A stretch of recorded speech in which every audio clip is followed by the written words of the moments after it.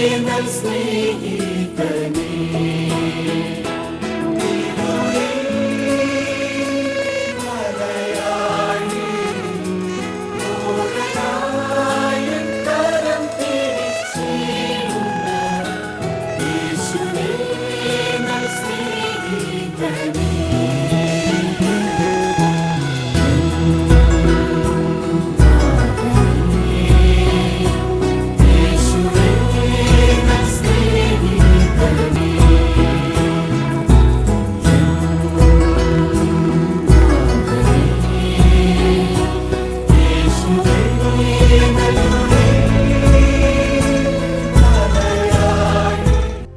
Lord.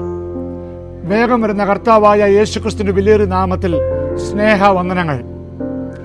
India Pentecost ദൈവസഭയുടെയും new life biblical സെമിനാരിയുടെയും international new life മിനിസ്ട്രിയുടെയും ആഭിമുഖ്യത്തിൽ 2011 ഡിസംബർ 18 മുതൽ 25 വരെ നടക്കുന്നതായ 19ാമത് ചെറുവക്കൽ കൺവെൻഷൻ്റെ DVD പ്രഭാഷണങ്ങളാണ് നിങ്ങൾ കേൾക്കുന്നത്. കഴിഞ്ഞ 18 വർഷക്കാലം ഈ ശുശ്രൂഷകളെ ദൈവം ധാരാളമായി അനുഗ്രഹിച്ചു. ഞാൻ എൻ്റെ സഭയെ പണിയും, പാതാള ഗോപുരങ്ങൾ അതിനെ ജയിക്കുകയില്ല എന്ന് അരുളിച്ചവനായ ദൈവത്തിൻ്റെ കരം ഈ ശുശ്രൂഷയുടെ കൂടെ ഉണ്ടായിരുന്നതിനാൽ ഈ പ്രവർത്തനങ്ങൾ, ഈ ശുശ്രൂഷകൾ, ഈ കൺവെൻഷനുകൾ ലോകമെമ്പാടുമുള്ളതായ ആയിരങ്ങൾക്ക്, പതിനായിരങ്ങൾക്ക് അനുഗ്രഹമായി തീർന്നിട്ടുണ്ട്. സഭാഭേദമന്യേ ഈ കൺവെൻഷനിൽ കടന്നു വന്ന് സംബന്ധിക്കുന്ന ജനങ്ങളെ കൂടാതെ ഈ പ്രഭാഷണങ്ങൾ, ഇവിടെ നടക്കുന്ന ആരാധനകൾ VCDയിൽ കൂടെ, DVD-യിൽ കൂടെ, TV-യിൽ കൂടെ, ഇൻ്റർനെറ്റിൽ കൂടെ, യൂട്യൂബിൽ കൂടെ ലോകമെമ്പാടുള്ളതായ മലയാളി സഹോദരി സഹോദരന്മാർ കാണുകയും കേൾക്കുകയും അനുഗ്രഹം പ്രാപിപ്പാനും ദൈവം ഇടയാക്കിയിട്ടുണ്ട്. ഈ വർഷം നടക്കുന്നതായ കൺവെൻഷനിൽ സഭാഭേദമന്യേ ഈ കാലഘട്ടങ്ങളിൽ ദൈവത്തിൻ്റെ കരങ്ങളിൽ ശക്തമായി ഉപയോഗിച്ചുകൊണ്ടിരിക്കുന്നതായ ദൈവദാസന്മാരാണ് ഇവിടെ ദൈവവചനം ശുശ്രൂഷിക്കുന്നത്. ഈ ശുശ്രൂഷയുടെ പിന്നിൽ ഓർക്കുകയും പ്രാർത്ഥിക്കുകയും സഹായിക്കുകയും ചെയ്തിട്ടുള്ളതായ എല്ലാ മലയാളി സ്നേഹിതരോടും ഞങ്ങളുടെ ഹൃദയംഗമായ നന്ദി ഞങ്ങൾ രേഖപ്പെടുത്തുന്നു. കഴിഞ്ഞ കാലങ്ങളിൽ ചെറുവക്കൽ ഗ്രൗണ്ടിൽ നടന്നിട്ടുള്ളതായ ആരാധനയും ദൈവവചന ശുശ്രൂഷയും നിങ്ങളുടെ ജീവിതത്തിൽ വിടുതലും ചൈതന്യവും അനുഗ്രഹവും ആശ്വാസവും പകർന്നിട്ടുണ്ട്. പൂർണ്ണ ആത്മാവിൽ, പൂർണ്ണ ശക്തിയോടെ, പൂർണ്ണ മനസ്സോടെ നടക്കുന്നതായ ആരാധനയിലേക്ക്, സ്വർഗത്തിലേക്ക് സ്ഥിരമായിരിക്കുന്നതായ മാറ്റമില്ലാത്ത ജീവനും ചൈതന്യവും വിടുതലും നൽകുന്നതായ ദൈവവചന ശുശ്രൂഷയിലേക്ക് നമുക്ക് ഇപ്പോൾ കടന്നു പോകാം. നമ്മുടെ സുവിശേഷ മഹായോഗത്തിന്റെ പ്രാരംഭരാത്രിയിൽ നാം കടന്നിരിക്കുകയാണ്. ഒരു വർഷക്കാലമായി നമ്മൾ വളരെ ആഗ്രഹിക്കുകയും പ്രാർത്ഥിക്കുകയും ചെയ്തതായ നമ്മുടെ 19ാമത് ചെറുവക്കൽ കൺവെൻഷന്റെ പ്രാരംഭ രാത്രിയിൽ ദൈവം നമ്മെ കൂട്ടിക്കൊണ്ടുവന്ന് ഓർത്ത് നന്ദിയോടെ തിരുനാമത്തെ സ്തുതിക്കുന്നു. സന്തോഷമുള്ളവർ എത്ര പേരുണ്ട്? കഴിഞ്ഞ കാലങ്ങളിൽ ദൈവം നമ്മളെ അനുഗ്രഹിച്ചു. നമ്മൾ ചോദിച്ചതിനേക്കാൾ, നിലച്ചതിനേക്കാൾ ദൈവം നമ്മളെ അനുഗ്രഹിച്ച അവരുടെ വഴികൾക്കായി ഞാൻ ദൈവത്തെ സ്തുതിക്കുന്നു. നട്ടവരും നനച്ചവരും ഏതുമില്ല, വളരുമാറാക്കിയ ദൈവത്തിന് സകല മാനവും മഹത്വവും അർപ്പിക്കുക. ഇന്ന് രാത്രികാലം ദൈവസ്ഥലം കടന്നിരിക്കുമ്പോൾ നമുക്ക് സന്തോഷിക്കാൻ വളരെ വകയുണ്ട്. നമ്മുടെ ദൈവം ജീവിക്കുന്ന ദൈവമാണ്. അവൻ അത്ഭുതങ്ങളുടെ ദൈവമാണ്. ഹല്ലേലൂയ. വിളിച്ചപേക്ഷിക്കുമ്പോൾ ഉത്തരം നൽകുന്ന ദൈവമാണ്. ഇന്ന് രാത്രികാലം വലിയ അത്ഭുതങ്ങൾ, വലിയ അടയാളങ്ങൾ, വീര്യ പ്രവൃത്തികൾ നമ്മുടെ മധ്യത്തിൽ നടക്കുന്നതിന് വേണ്ടി നമുക്ക് വളരെ പ്രാർത്ഥനയോടെ, വളരെ പ്രതീക്ഷയോടെ ഞങ്ങൾ ദിവസത്തിലായിരിക്കാം. ഒരു വർഷം കരങ്ങളെ തട്ടി ഒരുമിച്ച് ആത്മാവിൽ പാടി ആരാധിപ്പാൻ വേണ്ടി പോവുകയാണ്.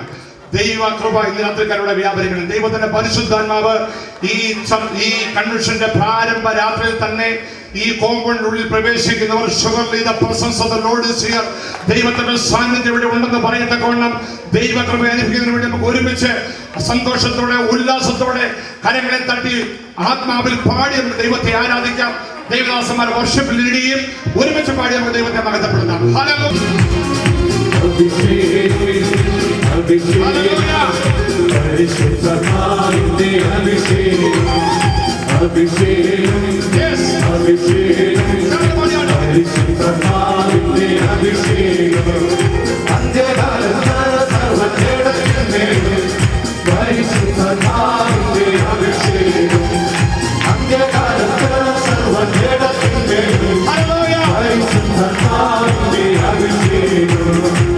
Hallelujah.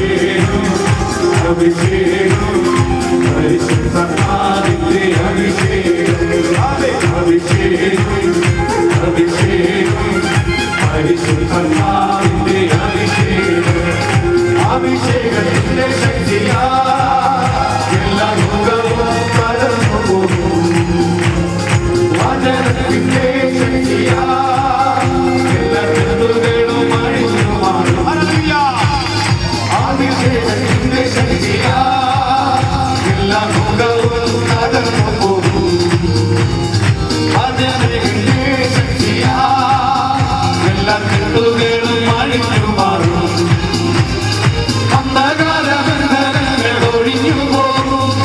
അഭിഷേകത്തിന്റെ ശക്തി വെളിച്ചെടുക്കും. അന്ധകാരബന്ധനങ്ങൾ ഒഴിഞ്ഞു പോകും. അഭിഷേകത്തിന്റെ ശക്തി വെളിച്ചെടുക്കും. അഭിഷേകം അഭിഷേകം പരിശുദ്ധാത്മാവിന്റെ അഭിഷേകം.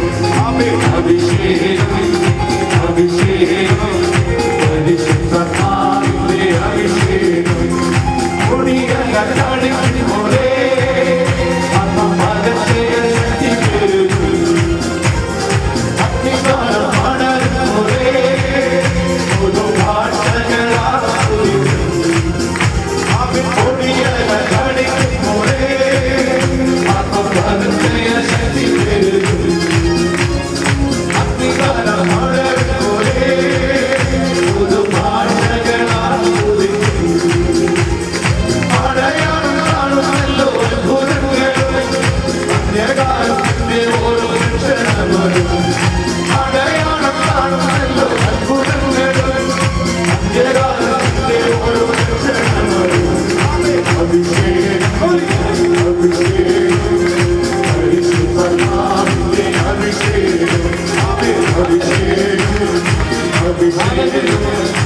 പരിശുദ്ധാത്മാവിന്റെ അഭിഷേകം ചലിക്കുന്ന പ്രാണികൾക്കോ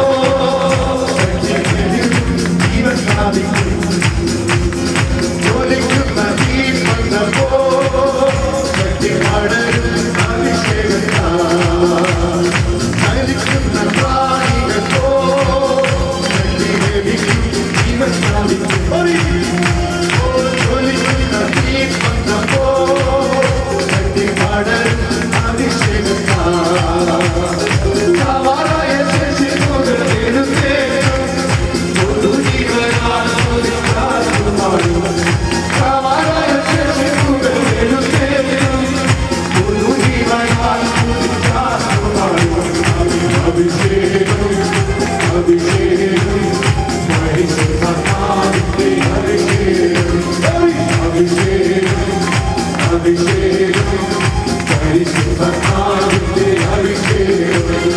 അഭിഷേകത്തിന്റെ ശക്തിയാ എല്ലാ ലോകവും കടന്നു പോകും. വചനത്തിന്റെ ശക്തിയാ എല്ലാ കെട്ടുകളും അഴിഞ്ഞു മാറും. അഭിഷേകത്തിന്റെ ശക്തിയാ എല്ലാ ലോകവും കടന്നു പോകും. വചനത്തിന്റെ ശക്തിയാ എല്ലാ കെട്ടുകളും അഴിഞ്ഞു മാറും. അന്ധകാരബന്ധനങ്ങൾ ഒഴിഞ്ഞു പോകും. അഭിഷേകത്തിന്റെ ശക്തി വെളിച്ചെടുക്കും. അന്ധകാരബന്ധനങ്ങൾ ഒഴിഞ്ഞു പോകും. അഭിഷേകത്തിന്റെ ശക്തി വെളിച്ചെടുക്കും. അഭിഷേകം അഭിഷേകം പരിശുദ്ധാത്മാവിന്റെ അഭിഷേകം. അഭിഷേകം അഭിഷേകം പരിശുദ്ധാത്മാവിന്റെ അഭിഷേകം. പോലെ ആത്മഭാഗത്തെ ശക്തി വരും.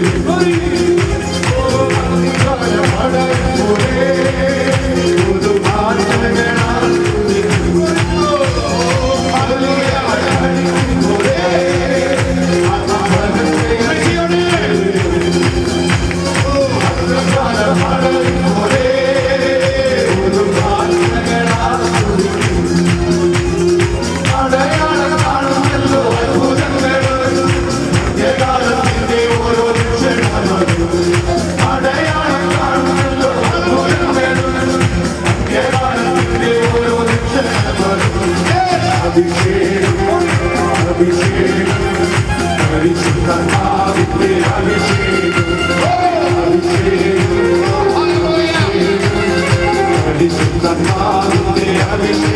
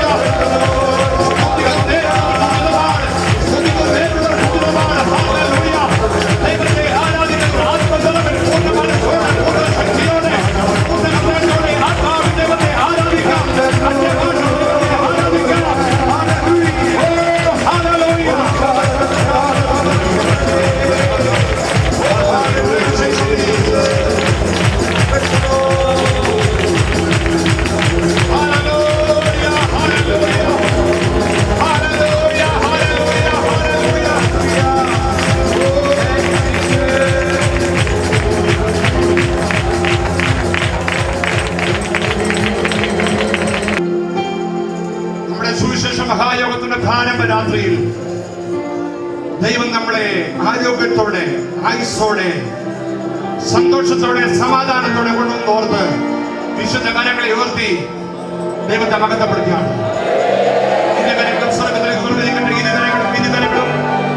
കുഞ്ഞുങ്ങളെ, യുവതികളെ, യുവാക്കന്മാർ, ബാലന്മാർ, വൃദ്ധന്മാരെല്ലാവരും ഇരുകരങ്ങളും സ്വർഗത്തിലേക്ക് ഉയർത്തിക്കൊണ്ട് ഈ ചെറുമക്കൾ സെമിനാരുടെ ഗ്രൗണ്ടിൽ നിന്നുകൊണ്ട് ഒരു സന്ധ്യായാഗമായി നമുക്ക് ദൈവത്തെ ആരാധിക്കാം. ഞാൻ എന്റെ കണ്ണുകൾ പർവ്വതങ്ങളിലേക്ക് ഉയർത്തുന്നു, സഹായം വരുന്ന പർവ്വതങ്ങളിലേക്ക് ഉയർത്തിടും ഞാൻ എന്റെ കണ്ണുകൾ. തുണയരുളും വൻകരിയിൽ എൻ സഹായം ആകാശത്തെയും ഭൂമി ഉണ്ടാക്കിയ സർവശക്തനായ യഹോവയിൽ നിന്ന് എന്റെ സഹായം വരുന്നു. സ്വർഗത്തിലേക്ക് ഉയർത്തി പിടിച്ച് കണ്ണുകളടച്ച് ധ്യാനിച്ചുകൊണ്ട് നിറഞ്ഞ കണ്ണുകളോടെ, നിറഞ്ഞ ഹൃദയത്തോടെ നമുക്ക് ദൈവത്തെ ആരാധിക്കാം. ഉയർത്തിടും ഞാൻ എന്റെ കണ്ണുകൾ, തുണയരുളും വൻകരിയിൽ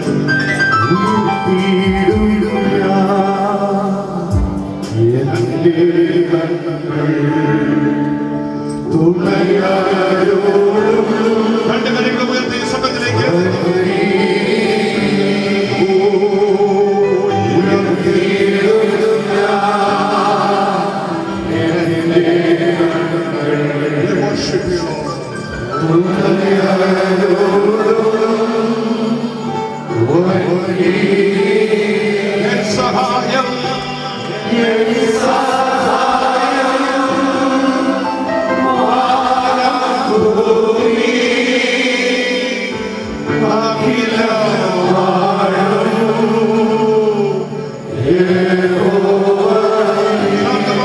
സഹായം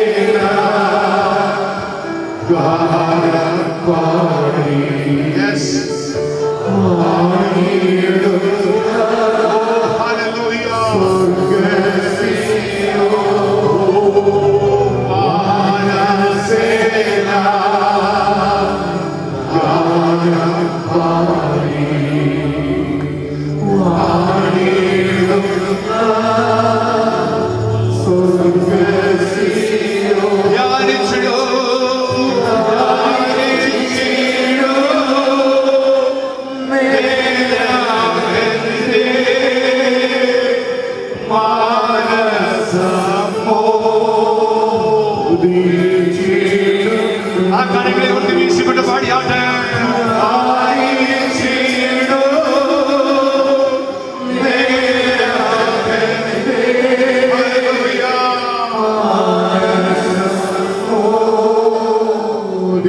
എല്ലാവരും അറിയാത്ത ഭാഷയുടെ ഹല്ലേലൂയ ചേർന്ന് പാടിയാട്ടെ.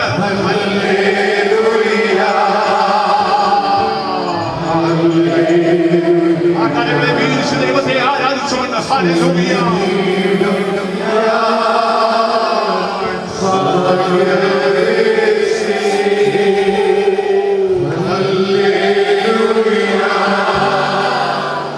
Hallelujah.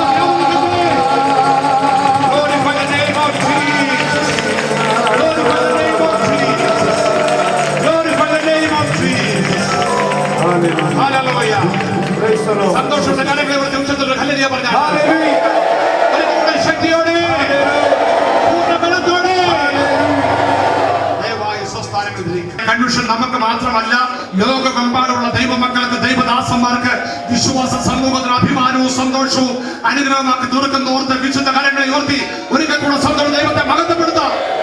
സകല മാനവും മഹത്വവും ദൈവത്തിന് അർപ്പിക്കാം. അമേരിക്കയിലുള്ളതായ അനേക സ്നേഹിതരുടെ സ്നേഹ വന്ദനങ്ങൾ നിങ്ങളെ അറിയിക്കുന്നു. എന്റെ വൈഫ് ലിസുടെയും പ്രിയ കുഞ്ഞുങ്ങളുടെയും സ്നേഹ വന്ദനങ്ങൾ നിങ്ങളെ അറിയിക്കുന്നു. കഴിഞ്ഞ കാഴ്ചക്കാലം കടന്നു വരുവാനും അനേക സ്ഥലങ്ങളിൽ പോയി നിർത്താനും സാക്ഷ്യം വഹിപ്പാനും ദൈവം ഇടയായിക്കൊണ്ടിരിക്കുന്നു. ഈ ഒരാഴ്ചക്കാലം വളരെ പ്രതീക്ഷയോടെ നമ്മൾ ദിവസത്തിൽ കടന്നിരിക്കുകയാണ്. ഈ യോഗം പ്രാർത്ഥിച്ച് ഉദ്ഘാടനം ചെയ്തതിന് മുന്നമേ നമ്മുടെ ടീമിനോട് പ്രസന്റ് ചെയ്യാൻ വേണ്ടി ഞാൻ ആഗ്രഹിക്കുകയാണ്. ഈ വർഷത്തെ തീമായി നമ്മൾ തിരഞ്ഞെടുത്തിരിക്കുന്നത് ഇവിടെ ബാക്കിൽ എഴുതിയിട്ടുണ്ട്. ആ വാക്യം മുഴുവൻ എഴുതിയിട്ടില്ല. അപ്പോസ്തല പ്രവൃത്തി 1-ാം അധ്യായം 8-ാം വാക്യം നമുക്ക് എല്ലാവർക്കും അറിയാവുന്ന വാക്യമാണ്. വായിച്ചാട്ട് പോനെ. എന്നാൽ പരിശുദ്ധാത്മാവ് നിങ്ങളുടെ മേൽ വരുമ്പോൾ നിങ്ങൾ ശക്തി ലഭിച്ചിട്ട് യെരൂശലേമിലും യഹൂദയിൽ എല്ലായിടവും ശമരിയിലും ഭൂമിയുടെ അറ്റത്തോളവും എന്റെ സാക്ഷികൾ ആകും. After you shall receive the power of the Holy Spirit, ye shall be my witnesses in Jerusalem, in Judea and Samaria and uttermost part of the world. ആമേൻ. ലോകമെമ്പാടും പോയി സുവിശേഷം അറിയിക്കുക എന്നുള്ളത് ദൈവദാസന്മാരുടെ മാത്രമല്ല, ദൈവ മക്കളുടെ, വിശ്വാസികളുടെ, അഭിഷേകം പ്രാപിച്ചായ, ശക്തി പ്രാപിച്ചായ എല്ലാവരുടെയും കടപ്പാടാണ്. കർത്താവിന് സാക്ഷ്യം വഹിക്കുക. പക്ഷെ കർത്താവിന് സാക്ഷ്യം വഹിക്കുന്നതിന് മുമ്പ് ഒരു കാര്യം നമ്മൾ ചെയ്യണം. ഇവിടെ എഴുതിയിട്ടുണ്ട്. എന്തുവാ? നിങ്ങൾ സ്തോത്രം എല്ലാവരും ചേർന്ന് പറഞ്ഞാട്ട് ശക്തി ലഭിച്ചിട്ട്, നിങ്ങൾ ശക്തി ലഭിച്ചിട്ട് എന്റെ സാക്ഷികളാണ്. യേശു വെറുതെ പോയി സാക്ഷിയാകാൻ പറഞ്ഞില്ല, ശക്തി ലഭിച്ചിട്ട് സാക്ഷിയാകാൻ പറഞ്ഞിരിക്കുന്നു. യേശുവിന്റെ ബൈബിൾ കോളേജിൽ 3.5 വർഷക്കാലം 12 പേരെ പ്രധാനമായി പഠിപ്പിച്ചു. ഒരു സെമിനാരിയാണത്. 140 പേരെ കുഞ്ഞുങ്ങളെ പഠിപ്പിക്കുന്ന സെമിനാരിയാണ്. 20 പേരെ സ്റ്റേറ്റിൽ നിന്നായിട്ട്. യേശുവിന്റെ ബൈബിൾ കോളേജിൽ 3.5 വർഷക്കാലത്തെ സെമിനാർ ബൈബിൾ കോളേജിൽ 12 പേരെ പഠിപ്പിച്ചു. 12 പേരെ പഠിപ്പിച്ചിട്ട് ഗ്രാജുവേഷൻ ദിവസം നോക്കിയുണ്ടെങ്കിൽ അധികം പേരെ കിട്ടിയില്ല. ഈ ശനിയാഴ്ച ഇവിടെ ഗ്രാജുവേഷൻ ഉണ്ട്. ഗ്രാജുവേഷന്റെ തലേ ദിവസം ഒരുത്തൻ തൂങ്ങി മരിച്ചു. അതാ സത്യം. ആരാ പറഞ്ഞത്? യൂദാ. വേറൊരാളൊരു പോലീസ് ഓഫീസറിന്റെ വാളുകൊണ്ട് വെട്ടി. That's a fact. A deadly assault on a policeman with a deadly weapon. ആരാ പുള്ളി? പത്രോസ്. ഒരാൾ തൂങ്ങി മരിച്ചു. ഒരാളുടെ പോലീസ് ഓഫീസറിന്റെ ചെവി വെട്ടി കളഞ്ഞു. മറ്റുള്ളവരെല്ലാം ഓടിക്കളഞ്ഞു. ചുരുക്കി പറഞ്ഞാൽ സർട്ടിഫിക്കറ്റ് കൊടുക്കാൻ ആരെയും കിട്ടില്ല.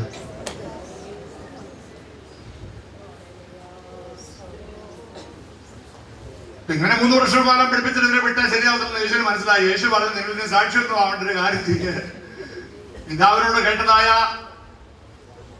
വാഗ്ദത്തത്തിന് വേണ്ടി നിങ്ങൾ യെരുശലേമിൽ വാങ്ങിപ്പോകാതെ കാത്തിരിക്കണം. ദൈവത്തിന്റെ ആത്മാവിനാൽ നിറയപ്പെടാതെ കർത്താവിന്റെ സാക്ഷ്യം വഹിക്കാൻ കഴിയത്തില്ല. ഈ ഒരാഴ്ചക്കാലം നമ്മൾ ചിന്തിപ്പാൻ പോകുന്ന ചിന്താ വിഷയം അതാണ്. ആത്മനിറവിൽ മാത്രമേ ശുശ്രൂഷിക്കാൻ കഴിയത്തുള്ളൂ. ഹല്ലേലൂയ. വെളിച്ചം വിളക്കുന്നത് കാൻഡിൽ കൊണ്ടാണ്. കാൻഡിൽ, പണ്ടത്തെ പെട്രോൾ ലൈറ്റ്സ് ഒക്കെ എടുക്കുകയാണെങ്കിൽ 400 കാൻഡിൽ ലൈറ്റ് എന്ന് പറയും. കാൻഡിൽ ലൈറ്റ് കൊണ്ടാണ് വെളിച്ചത്തെ അളക്കുന്നത്. ഇതിപ്പം 2000 കാൻഡിൽ എന്നൊക്കെ പറയാൻ വേണമെങ്കിൽ. ഇവിടെ വർക്ക് ചെയ്യുന്നതായ മോട്ടോർ, നമ്മുടെ കിണറ്റിലെ വെള്ളം ഒഴിക്കുന്ന മോട്ടോർ അല്ലെങ്കിൽ നമ്മുടെ ജനറേറ്റർ, ഇതൊക്കെ ഹോഴ്സ് പവർ കൊണ്ടാണ്, കുതിരശക്തി കൊണ്ടാണ് അളക്കുന്നത്. ലോകത്തിലെ വെളിച്ചത്തെ അളക്കുന്നതിന് കാൻഡിൽ ലൈറ്റ് എന്ന് പറയും. മോട്ടോർ മറ്റും അളക്കുന്നതായ ശക്തിയെ കുതിരശക്തി എന്ന് പറയും. എന്നാൽ ഒന്നുകൊണ്ടും അളക്കാൻ കഴിയാത്ത ഒരു ശക്തിയെ കുറിച്ച് അതിനകത്ത് കളയാൻ പറയുന്നത് ഇമ്മെഷറബിൾ പവർ, അളവില്ലാത്ത ശക്തി. ഈ അത്യന്ത ശക്തി നമ്മുടെ മൺകൂടാരങ്ങളിൽ പകർന്നിരിക്കുന്നത് ഓർത്ത് ഇന്നത്തെ സന്തോഷമുള്ള കരകളെ തട്ടി ഒരു നിമിഷം ദൈവത്തെ ആരാധിക്കാം. ഹല്ലേലൂയ. ഈ അത്യന്ത ശക്തി നമ്മുടെ മേൽ പകർന്നിരിക്കുന്നു. അളക്കുവാൻ കഴിയാത്ത ശക്തിയാണ്. ഇതിന് വ്യക്തി വരുമ്പോൾ അവർ ആളുമാരും പറയാകും.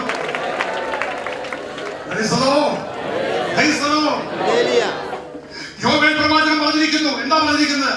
അതിനുശേഷമോ അന്ത്യകാലത്ത് ഞാൻ സകല ജഡത്തിന്മേലും എന്റെ ആത്മാവിനെ പകരും. നിന്റെ പുത്രന്മാരും പുത്രിമാരും പ്രവചിക്കും. നിങ്ങളുടെ പുത്രന്മാർ സ്വപ്നങ്ങളെ കാണും, ദർശനങ്ങളെ കാണും. നിങ്ങളുടെ വൃദ്ധന്മാര് സ്വപ്നങ്ങളെ കാണും. Praise the Lord. Hallelujah. Hallelujah. Sehion മാളിക മുറിയിൽ 12 ശിഷ്യന്മാരും 120 പേര് കുത്തിയിരുന്ന ദൈവത്തിന്റെ സന്നിധിയിൽ ദൈവത്തിന്റെ ആത്മാവിന് വേണ്ടി കാത്തിരുന്നപ്പോൾ, ഹല്ലേലൂയ, പെന്തക്കോസ്ത് നാൾ വന്നപ്പോൾ അവരെല്ലാവരും ആത്മനിറവിൽ അന്യഭാഷയിൽ ദൈവത്തെ ആരാധിച്ചു തുടങ്ങി. മാളികയിൽ ആരംഭിച്ച ഹല്ലേലൂയ അന്യഭാഷ അടയാളത്തോടുള്ള ദൈവത്തിന്റെ ആത്മാവിന്റെ അഭിഷേക ശക്തി പ്രാപിച്ചതിന് കാലങ്ങളായി, നൂറ്റാണ്ടുകളായി, സഹസ്രാബ്ദങ്ങളായി ഹല്ലേലൂയ ആത്മനിറവിൽ ജീവിതം പ്രാപിച്ച ആയിരങ്ങൾ കോടി ദൈവങ്ങൾ ലോകമെമ്പാടുമുണ്ട്. അഭിഷേകന്മാർ പ്രാർത്ഥിക്കട്ടെ, ഒരുമിച്ച് പ്രാർത്ഥിക്കട്ടെ, എല്ലാവരും പ്രാർത്ഥിച്ചോട്ടെ. ദൈവമേ, ഈ ദിവസങ്ങളിൽ വൻ കാര്യങ്ങൾ ഞങ്ങളുടെ മധ്യത്തിൽ ചെയ്യണമേ. ആദിമ നൂറ്റാണ്ടിൽ സെഹിയോൻ മാളിക മുറിയിൽ ഇറങ്ങുന്നതായ ഈ അഭിഷേകം ഈ ഗ്രൗണ്ടിൽ കയറുന്ന ഓരോ വ്യക്തിമേൽ പതിയുവാൻ, ഹല്ലേലൂയ, തീച്ചുവാല പോലെ പതിക്കുന്നതായ ഈ അഭിഷേകം ഓരോ ഗ്രൗണ്ടിൽ കയറുന്ന ഓരോ വ്യക്തിമേൽ വ്യാപരിക്കുന്നതിന് വേണ്ടി പ്രാർത്ഥിക്കാം. പ്രാർത്ഥിച്ചോട്ടെ, എല്ലാവരും പ്രാർത്ഥിച്ചോട്ടെ, ശബ്ദം പ്രാർത്ഥിച്ചോട്ടെ, ദൈവജനം പ്രാർത്ഥിച്ചോട്ടെ, കുഞ്ഞുങ്ങൾ, യുവതികൾ, യുവക്കൾ. ഓ ഹല്ലേലൂയ, ഹല്ലേലൂയ, ഹല്ലേലൂയ, ഹല്ലേലൂയ. ആദിമ നൂറ്റാണ്ടിൽ അത്ഭുതങ്ങളാലും അടയാളങ്ങളാലും വീര്യപ്രവൃത്തികളാലും വചനത്തെ ഉറപ്പിച്ചതുപോലെ ഈ ഒരാഴ്ചക്കാലം ഇവിടെ നടക്കുന്നതായ ആത്മാവ് പ്രാപിച്ചവർ, അഭിഷേകം പ്രാപിച്ചവർ, അന്യഭാഷകളുടെ നിമിഷങ്ങൾ ദൈവത്തിൽ പ്രാർത്ഥിച്ചാണ്. Hallelujah, hallelujah. Oh Jesus. ലോകത്തിന്റെ ആനന്ദമുള്ള ദൈവത്തിന്റെ കൃപ വ്യാപരിക്കട്ടെ, ദൈവശക്തി വ്യാപരിക്കട്ടെ. ഇവിടെ ചടങ്ങുകളൊന്നുമില്ല, ഒരു പ്രോഗ്രാമില്ല, പരിപാടികളില്ല.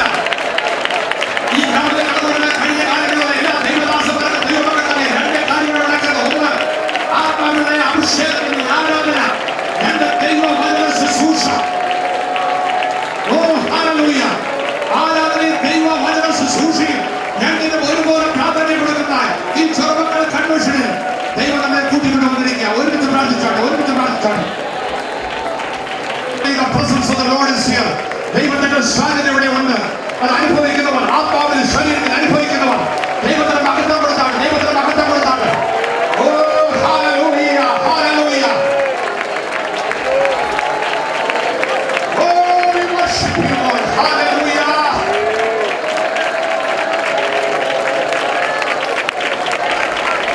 ധന്യവനായ സ്വർഗീയ പിതാവേ, ഞങ്ങൾ നന്ദിയോടെ തിരുനാമത്തെ സ്തുതിക്കുന്നു. എൻ മനമേ യഹോവയെ വാഴ്ത്തുക, എന്റെ സർവാന്തരമേ അവന്റെ വിശുദ്ധ നാമത്തെ വാഴ്ത്തുക.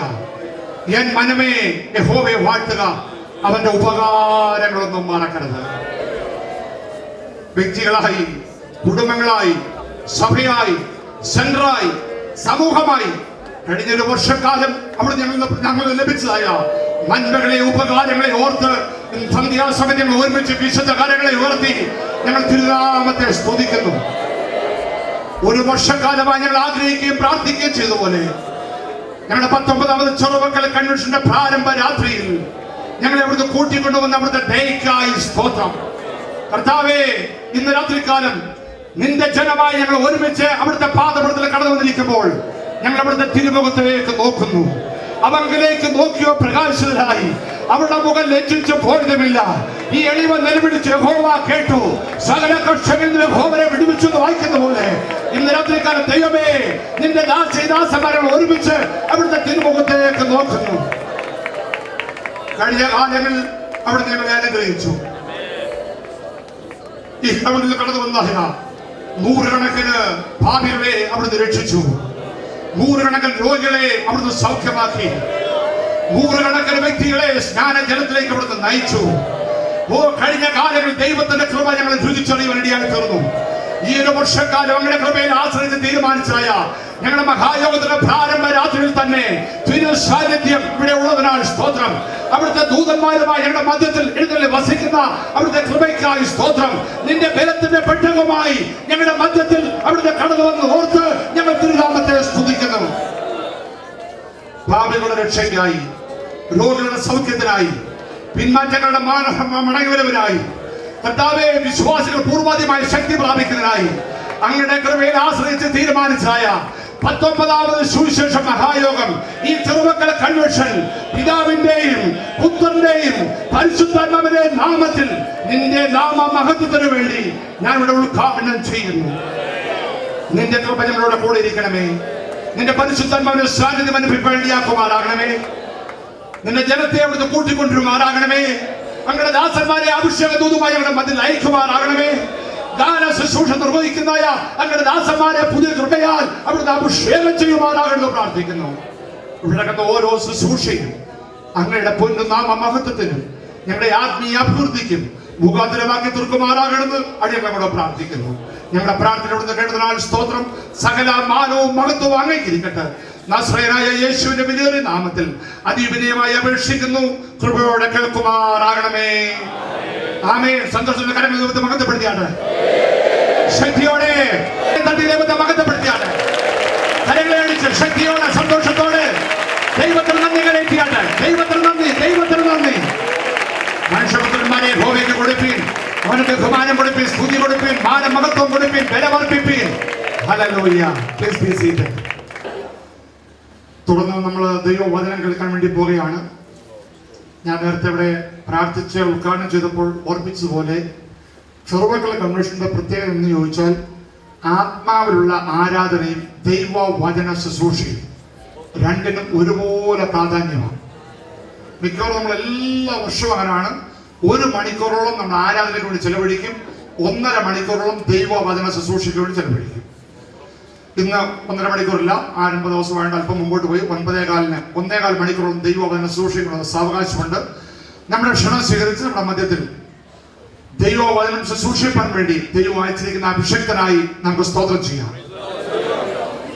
സ്റ്റേറ്റിന്റെ സെക്രട്ടറിയായി കഴിഞ്ഞ നാളുകളിൽ വളരെ അനുഗ്രഹിക്കപ്പെട്ടതായ ശുശ്രൂഷ ചെയ്തിരിക്കുന്നതായ പാസ്റ്റർ ഫിലിപ്പി തോമസ് അവരുകളെ ഓർത്ത് ഞാൻ ദൈവത്തെ സ്തുതിക്കുന്നു. നമ്മുടെ ക്ഷണം സ്വീകരിച്ച് തക്ക സമയത്ത് കടന്നു വരികയും രാത്രികാലം ദൈവവചനം ശുശ്രൂഷിക്കാൻ വേണ്ടി അഭിഷേകത്തോടെ ദൂതോടുകൂടി നമ്മുടെ മുതൽ ദൈവം അയച്ചിരിക്കുകയാണ്. പ്രാർത്ഥനയോടെ നമുക്ക് ദിവസത്തിലായിരിക്കാം. കർത്തദാസനെ ശുശ്രൂഷയ്ക്കായി ക്ഷണിക്കുന്നു. പ്രാർത്ഥനയോടെ പ്രതീക്ഷയോടെ നമുക്ക് ദിവസത്തിലായിരിക്കാം. കരങ്ങളെ തട്ടി കർത്തദാസനെ സ്വീകരിക്കും. കരങ്ങളെ എടുക്കും ശക്തിയോടെ.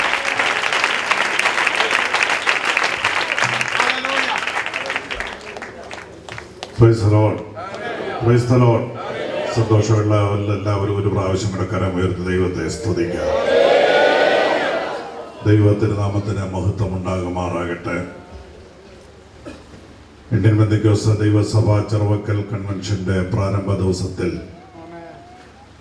യേശുക്രിസ്തുവിന്റെ സാക്ഷിയായ ദൈവത്തിന്റെ വചനവുമായി നിങ്ങളുടെ മുൻപാകെ നിൽപ്പാൻ ലഭിച്ച വിലയേറിയ സന്ദർഭത്തിനായി ദൈവത്തെ സ്തുതിക്കുകയും ഈ യോഗങ്ങളിലേക്ക് എന്നെ ക്ഷണിച്ച സംഘാടകരോട് നന്ദി അറിയിക്കുന്നു. ഈ യോഗത്തിൻ്റെ അധ്യക്ഷം വഹിക്കുന്ന ബഹുമാന്യ കർത്തൃദാസൻ പാസ്റ്റർ ജി തോമസ് കുട്ടി, ഈ സെൻട്രലിൻ്റെ ചുമതല വഹിക്കുന്ന ആദരണീയനായ കർത്തൃദാസൻ pastor Johnson Daniel, Indian Pentecost ദൈവസഭ general joint secretary pastor Benjamin Varghese, മറ്റ് ബഹുമാന്യരായ അനുഗ്രഹീതരായ എല്ലാ കർത്തൃദാസന്മാർക്കും സഹോദരി സഹോദരന്മാർക്കും കുഞ്ഞുങ്ങൾക്കും ഈ ശബ്ദപരിധിക്കുള്ളിൽ ഞങ്ങളെ ശ്രദ്ധിക്കുന്ന എല്ലാ പ്രിയപ്പെട്ടവർക്കും യേശുക്രിസ്തുവിൻ്റെ നാമത്തിൽ എൻ്റെ എളിയ സ്നേഹവന്ദനം അറിയിക്കുന്നു. ഈ പ്രാരംഭ യോഗത്തിൽ വളരെ ലളിതമായ ഒരു സന്ദേശം നിങ്ങളും ഒരുമിച്ച് പങ്കുവയ്ക്കുവാൻ ദൈവകൃപയിൽ ശരണപ്പെടുന്നു. വളരെ പ്രാർത്ഥനയോട് വിശുദ്ധ തിരുവെഴുത്ത് നമുക്ക് തുറക്കാം. എബ്രായ ലേഖനം 1-ാം അധ്യായം 1 മുതൽ 3 വരെയുള്ള വാക്യങ്ങൾ നമുക്ക് വായിക്കാം. എബ്രായ ലേഖനം 1-ാം അധ്യായം 1 മുതൽ 3 വരെ. ദൈവം പണ്ട് ഭാഗമായിട്ടും വിവിധമായിട്ടും പ്രവാചകന്മാർ മുഖാന്തരം പിതാക്കന്മാരോട് അരുളി ചെയ്തിട്ട് ഈ അന്ത്യകാലത്ത് പുത്രൻ മുഖാന്തരം നമ്മോട് അരുളി ചെയ്തിരിക്കുന്നു. അവനെ താൻ സകലത്തിനും അവകാശിയാക്കി വെച്ചു. അവൻ മുഖാന്തരം ലോകത്തെയും ഉണ്ടാക്കി. അവൻ അവന്റെ തേജസ്സിന്റെ പ്രഭയും തത്വത്തിന്റെ മുദ്രയും സകലത്തെയും തന്റെ ശക്തിയുള്ള വചനത്താൽ വഹിക്കുന്നവനുമാകൊണ്ട് പാപങ്ങൾക്ക് പരിഹാരം ഉണ്ടാക്കിയ ശേഷം ഉയരത്തിൽ മഹിമയുടെ വലത്തുഭാഗത്തിരിക്കുകയും അവൻ ദൈവദൂതന്മാരെക്കാൾ വിശിഷ്ടമായ നാമത്തിന് അവകാശിയായതിനൊത്തവണ്ണം അവരെക്കാൾ ശ്രേഷ്ഠനായി തീരുകയും ചെയ്തു. അവൻ അവരെക്കാൾ ശ്രേഷ്ഠനായി തീരുകയും ചെയ്തു. ലോകത്തിലെ ഏറ്റവും ശ്രേഷ്ഠനായ വ്യക്തിയെക്കുറിച്ചാണ് ഇന്ന് രാത്രി ഞാൻ പ്രസംഗിക്കുന്നത്. ലോകത്ത് ഒരുപാട് മഹാന്മാർ ജീവിച്ചിരുന്നിട്ടുണ്ട്. ഒരുപാട് ആളുകളെ കുറിച്ച് നാം കേട്ടിട്ടുണ്ട്. പക്ഷെ ഇന്ന് രാത്രി ഞാൻ പ്രസംഗിക്കുന്ന യേശു അവരെക്കാളെല്ലാം ശ്രേഷ്ഠനാണ്. യേശു ക്രിസ്തുവിനെ മറ്റെല്ലാവരെക്കാളും ശ്രേഷ്ഠനാക്കി തീർക്കുന്ന ഘടകമെന്താണ്? ഒരു വ്യക്തി മറ്റൊരാളെക്കാൾ ശ്രേഷ്ഠനാണെന്ന് പറയുമ്പോൾ മറ്റുള്ളവരിൽ നിന്ന് എന്തെങ്കിലും വ്യത്യാസം ആ മനുഷ്യനുണ്ടായിരിക്കണം. ഇവിടെ എബ്രായ ലേഖനകാരൻ പറയുന്നു യേശു ക്രിസ്തു അവരെക്കാൾ ശ്രേഷ്ഠനായിരുന്നു. താഴോട്ട് തുടർന്നുള്ള അധ്യായങ്ങളിലെല്ലാം പലരെയും കുറിച്ച് എഴുത്തുകാരൻ പറഞ്ഞിട്ട് ഇതേപോലെ ആവർത്തിക്കുന്നുണ്ട്. യേശു അവരെക്കാളും വലിയവനായിരുന്നു, ശ്രേഷ്ഠനായിരുന്നു. മറ്റു പലരെക്കാളും യേശു ശ്രേഷ്ഠനാണെന്ന് എഴുത്തുകാരൻ പറയുന്നുണ്ട്. ശ്രേഷ്ഠന്മാരായി ആദരിക്കപ്പെട്ടിരുന്ന ഒട്ടനവധി പേരുടെ കാര്യം പറഞ്ഞിട്ട് 7-ാം അധ്യായമായപ്പോൾ എഴുത്തുകാരൻ പറഞ്ഞു, ഇവൻ എത്ര മഹാനെന്ന് നോക്കുവേൻ. യേശുക്രിസ്തുവിന്റെ മഹത്വം അതിലെ ഒരു പോയിന്റ് മാത്രം ഇന്ന് രാത്രി ഞാൻ പങ്കുവെക്കുകയാണ്. യേശുക്രിസ്തുവിന്റെ നിസ്തുല്യതയുടെ, യേശുക്രിസ്തുവിന്റെ ശ്രേഷ്ഠതയുടെ, യേശുക്രിസ്തുവിന്റെ മഹത്വത്തിന്റെ ഏറ്റവും പ്രധാനമായ ഘടകമെന്താണ്? യേശുക്രിസ്തുവിനെ കുറിച്ച് പ്രസംഗിക്കാൻ നിൽക്കുമ്പോഴൊക്കെ എൻ്റെ മനസ്സിനെ യേശുവിനെ കുറിച്ച് പ്രസംഗിക്കാൻ ആവേശം കൊള്ളിക്കുന്ന പല കാര്യങ്ങളുണ്ട്. അതിലൊന്ന് നമ്മളൊക്കെ ഒരുപാട് ആളുകളുമായി ഇടപെടുന്നവരാണ്. ഒരുപാട് ആളുകളെ നമ്മൾ സ്നേഹിച്ചിട്ടുണ്ട്. ഒരുപാട് ആളുകൾ നമ്മളെ സ്നേഹിക്കുന്നുണ്ട്. ഒരുപാട് ആളുകൾ നമ്മളെ ബഹുമാനിക്കുന്നു, നമ്മൾ പലരെയും ബഹുമാനിക്കുന്നു. പക്ഷേ ഈ സ്നേഹത്തിന്റെയും ബഹുമാനത്തിന്റെയും എല്ലാം നിലനിൽപ്പിന്റെ ഒരു ഘടകം ഞാൻ മനസ്സിലാക്കിയിരിക്കുന്നത്, അവരെ ആരെയും നമ്മൾ അധികം അടുത്തറിയാത്തത് കൊണ്ടാണ്.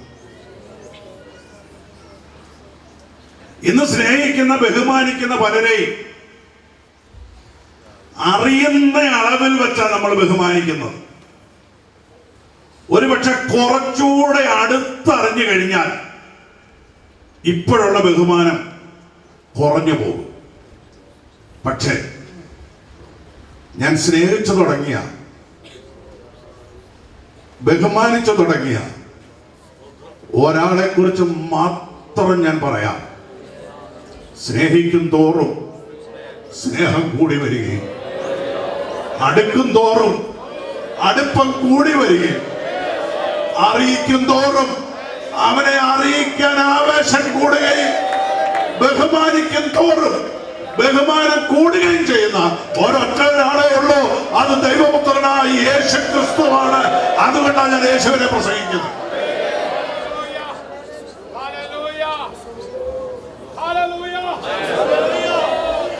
കഴിഞ്ഞ 2-3 വർഷമായി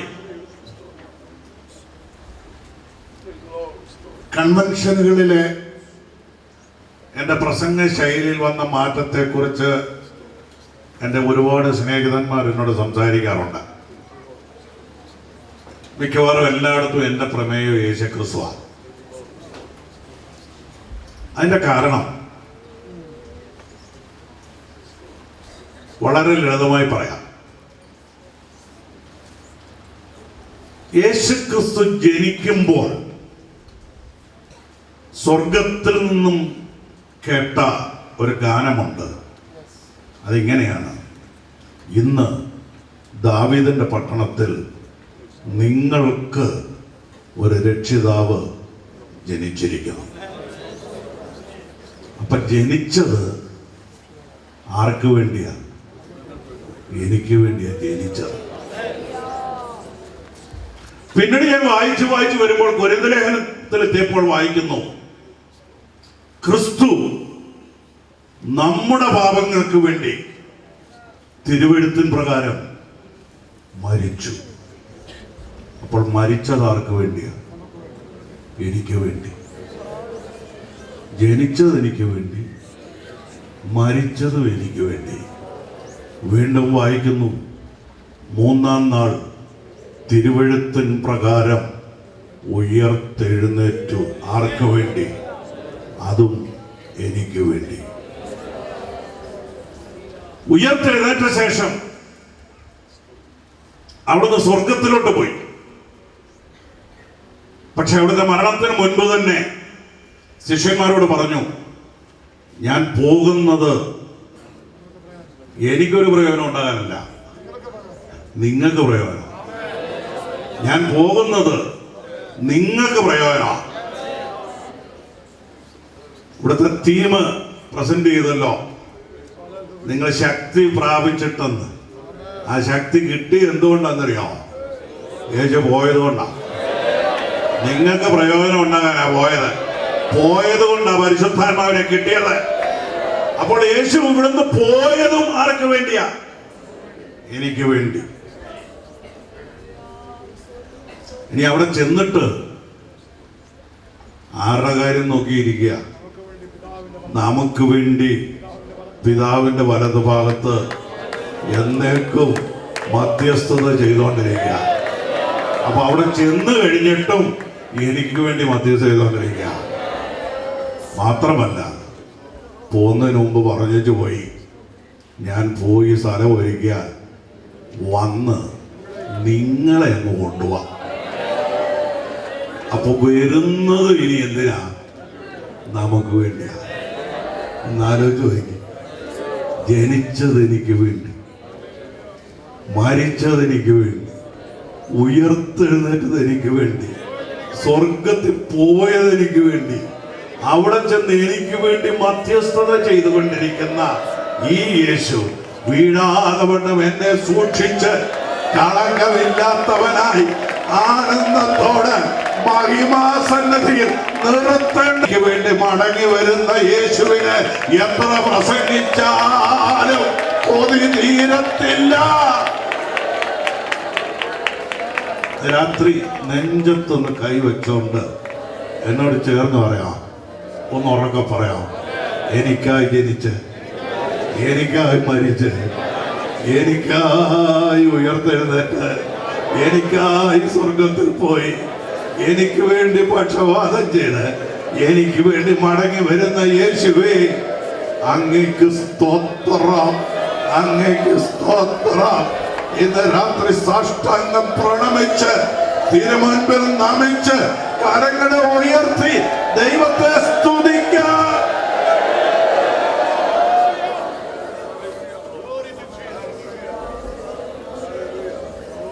എന്താണ് അവനെ ശ്രേഷ്ഠനാക്കി തീർത്ത ഘടകം?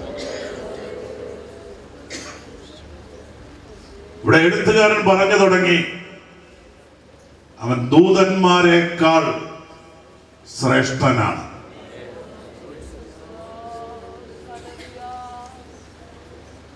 താഴോട്ട് എഴുത്തുകാരൻ പറയുന്നു, യഹൂദന്മാർ അവരുടെ പിതാവായി കണക്കാക്കുന്ന അബ്രഹാമിനേക്കാൾ യേശു വലിയവനായിരുന്നു. മോശയേക്കാൾ യേശു വലിയവനായിരുന്നു. മോശയേക്കാൾ വലിയവനായിരുന്നു എന്നൊക്കെ പറയുമ്പോൾ മോശ ഏതോ ചെറിയ ആളായിരുന്നു എന്ന് സങ്കല്പിച്ച് കളയരുത്. മിസ്രൈമിൽ 10 ബാധകൾ മോശ മുഖാന്തരമാ ദൈവം അയച്ചത്. ഇസ്രായേൽ മക്കളെ മുഴുവൻ മിസ്രൈമിൽ നിന്ന് 40 വർഷം മരുഭൂമിയിലൂടെ നടത്തിയ ലോകം കണ്ട ഏറ്റവും വലിയ പാസ്റ്ററാണ് മോശ. മോശയാണ് ചെങ്കടൽ വിഭജിച്ചത്. മോശയാണ് പാറയെ അടിച്ച്, സാധാ പാറയല്ല, തീക്കൽ പാറയടിച്ച് വെള്ളം പുറപ്പെടുവി വെച്ചവൻ. 40 വർഷം മോശയിലൂടെ ദൈവം ചെയ്ത ഈ അത്ഭുതങ്ങളുടെ പരമ്പര പറയാൻ തന്നെ ഇന്ന് രാത്രി സമയം പോരാ. അപ്പൊ മോശ ചെറിയ പുള്ളിയൊന്നുമല്ല. പക്ഷേ ഇവിടെ എഴുത്തുകാരൻ പറയുന്നു, യേശു മോശയെക്കാളും ശ്രേഷ്ഠനാണ്. യേശു അഹരോനേക്കാളും ശ്രേഷ്ഠനാണ്.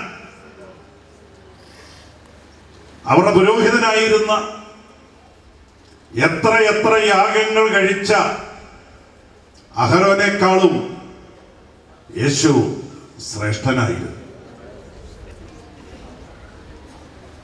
അവരുടെ യുദ്ധങ്ങളെല്ലാം നയിച്ച യോശുവയേക്കാൾ യേശു ശ്രേഷ്ഠനായിരുന്നു. അപ്പോൾ യോശുവ ഒരു ചെറിയ പുള്ളിയായിരുന്നു എന്ന് വിചാരിക്കരുത്. ഒരു ദിവസം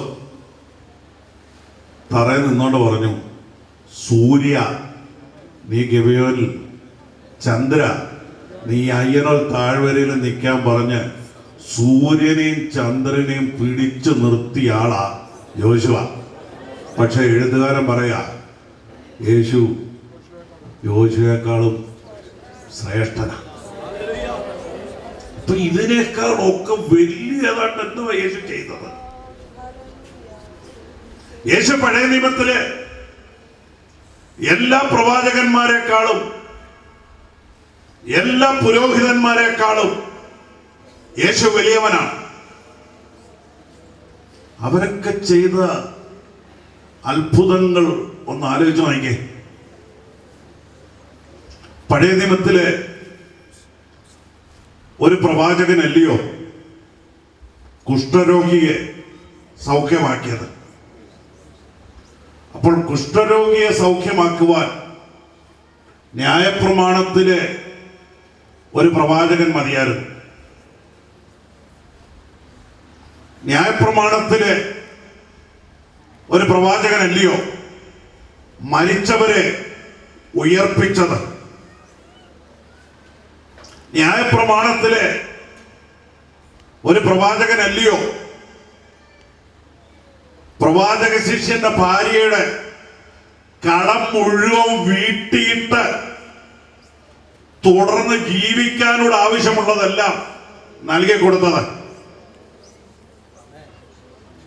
ഇനി ഞാനൊരു ചോദ്യം ചോദിച്ചോട്ടെ. അപ്പോൾ പഴയ നിയമകാലത്തെ യഹൂദന്മാരുടെ മേലധ്യക്ഷന്മാർക്ക്, പുരോഹിതന്മാർക്ക്, പ്രവാചകന്മാർക്കൊക്കെ കഴിയാത്ത എന്തെങ്കിലും ചെയ്തുകൊണ്ടായിരിക്കണമല്ലോ യേശു ശ്രേഷ്ഠനാകുന്നത്.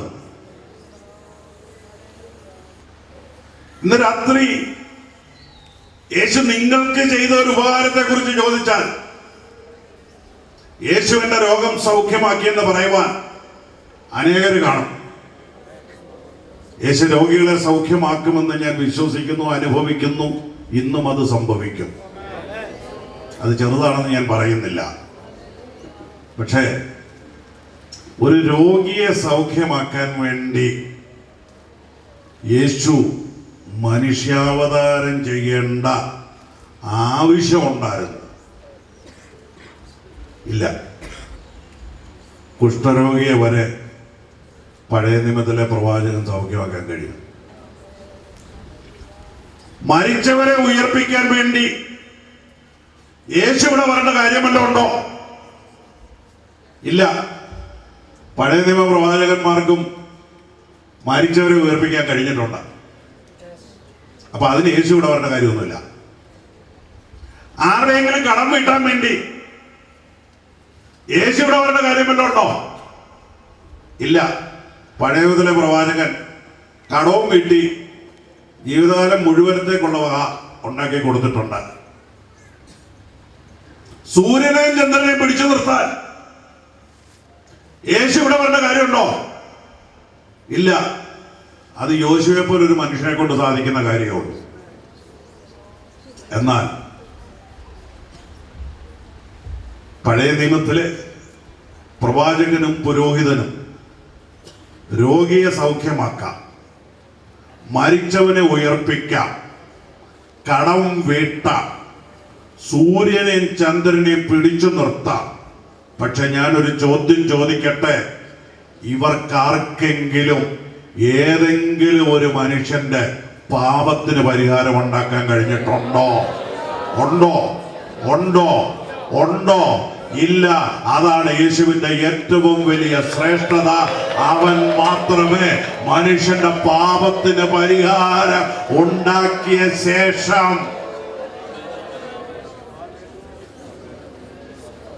എന്താണ് യേശുക്രിസ്തുവിന്റെ ഏറ്റവും വലിയ ശ്രേഷ്ഠത എന്ന് ചോദിച്ചാൽ, യേശുവിന് മാത്രമേ മനുഷ്യന്റെ പാപത്തിന് പരിഹാരം ഉണ്ടാക്കാൻ കഴിഞ്ഞിട്ടുള്ളൂ. ന്യായപ്രമാണത്തിന്റെ ഏറ്റവും വലിയ ബലഹീനത എന്തായിരുന്നു? സങ്കീർത്തനക്കാരൻ ഇങ്ങനെ പറയുന്നു: സഹോദരൻ ശവക്കുഴി കാണാതെ അവൻ എന്നേക്കും ജീവിച്ചിരിക്കേണ്ടതിന് അവനെ മരണത്തിൽ നിന്ന് വീണ്ടെടുക്കുവാൻ ആർക്ക് കഴിയും? അവന്റെ വീണ്ടെടുപ്പിന്റെ വില കൊടുപ്പാൻ ആർക്ക് കഴിയും? അത് വിലയേറിയത്. അത് ഒരു നാളും സാധിക്കില്ല.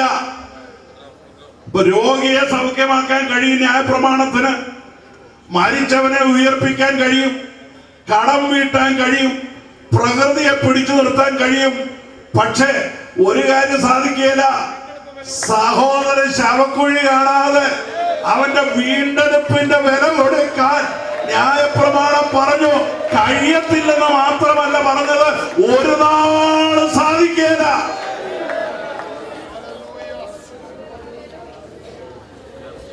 ഒരു നാളും സാധിക്കില്ല.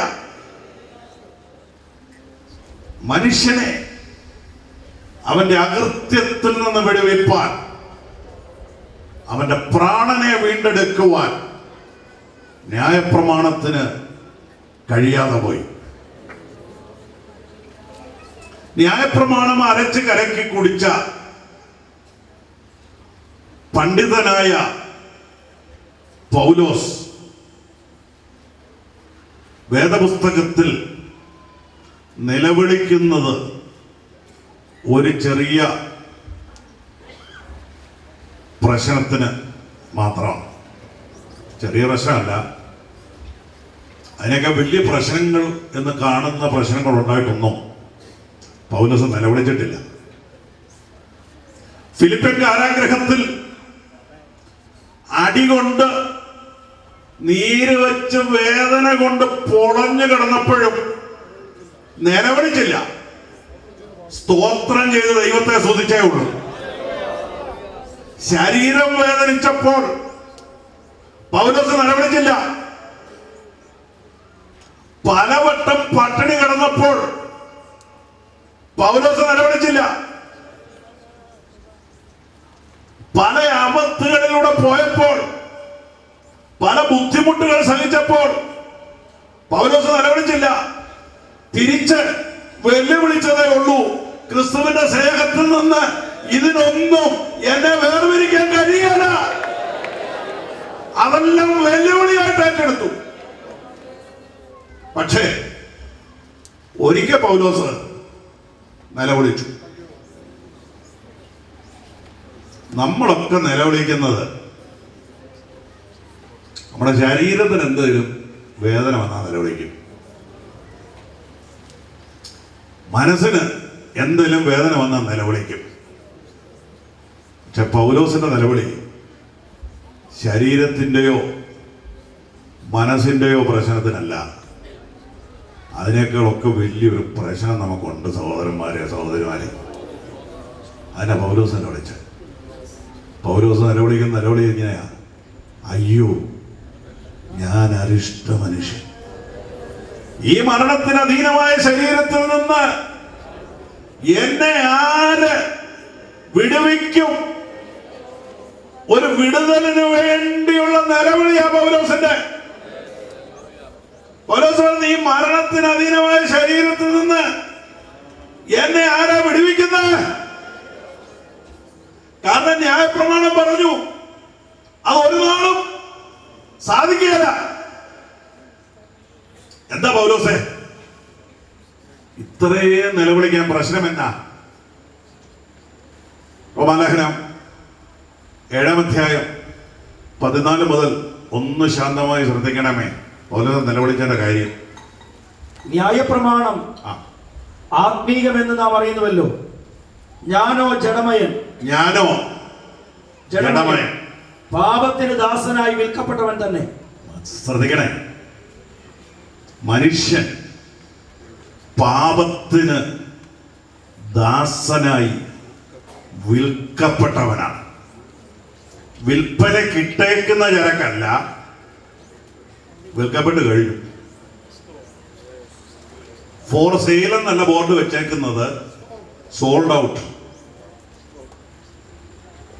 പാപത്തിന് വിൽക്കപ്പെട്ടവരാണ് മനുഷ്യരല്ല, ദാസനായി വിൽക്കപ്പെട്ടവനാണ്. വായിക്കാം.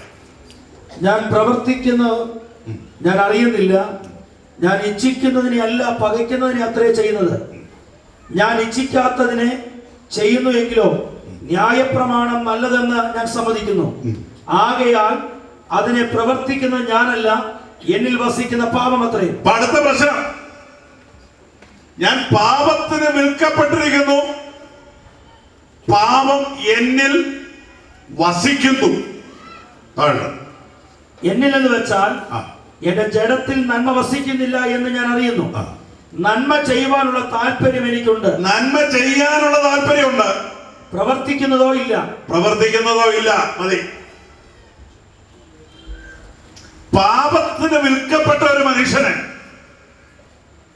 പാപത്തിന് അടിമയായിരിക്കുന്ന മനുഷ്യൻ നന്മ ചെയ്യാൻ ആഗ്രഹമുണ്ടെങ്കിലും ഇച്ഛിക്കാത്ത തിന്മയാ ചെയ്യുന്നത്.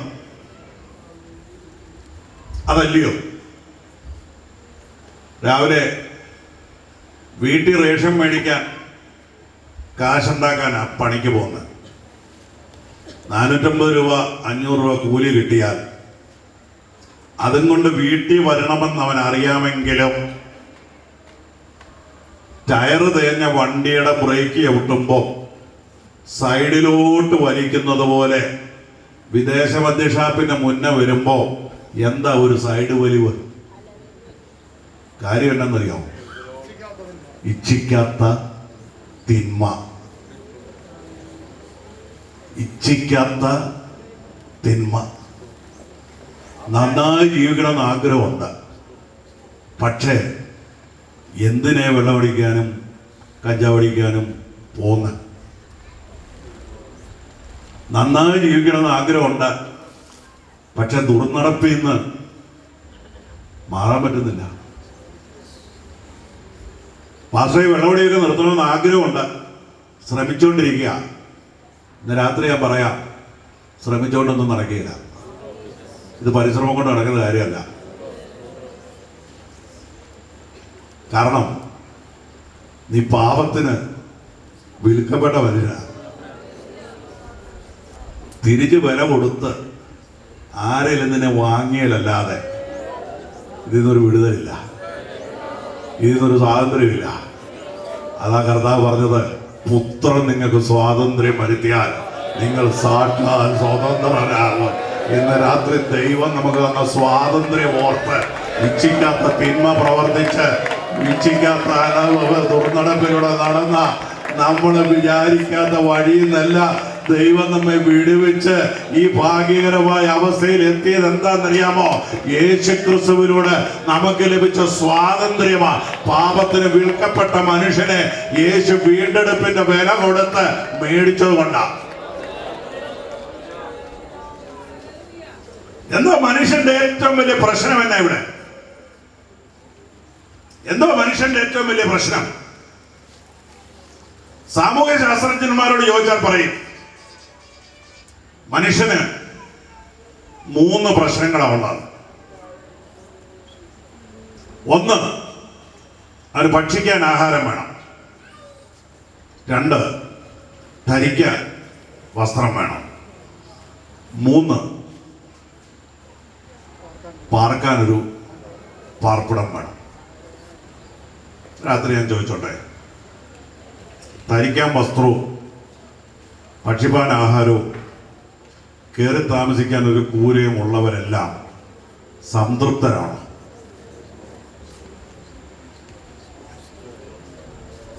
ഇതിലേതില്ലാഞ്ഞിട്ടാ? ക്ഷമിക്കണേ, പബ്ലിക്കായിട്ട് പറയുന്നത് കുഴപ്പമൊന്നുമില്ല, നിങ്ങളെല്ലാം മൊത്തത്തിൽ വായിച്ച കാര്യം തന്നെ. ഭക്ഷിപ്പാൻ ആഹാരമില്ല ഞാന്നോ, ധരിക്കാൻ വസ്ത്രമില്ലാഞ്ഞാന്നോ, കയറിക്കിടക്കാൻ പാർപ്പിടമില്ല ഞാന്നോ 10 വയസ്സുകാരൻ 5 വയസ്സുകാരിയെ പീഡിപ്പിച്ച് കൊന്ന് പൊത്തിൻ്റെ അകത്ത് കുളിപ്പിക്കുന്നു? അപ്പൊ എന്താ ഇവിടുത്തെ പ്രശ്നം? 2 3 പീഡന കേസ് വായിക്കാത്ത ഒരൊറ്റ ദിവസം ഉണ്ടോ ഇവിടെ?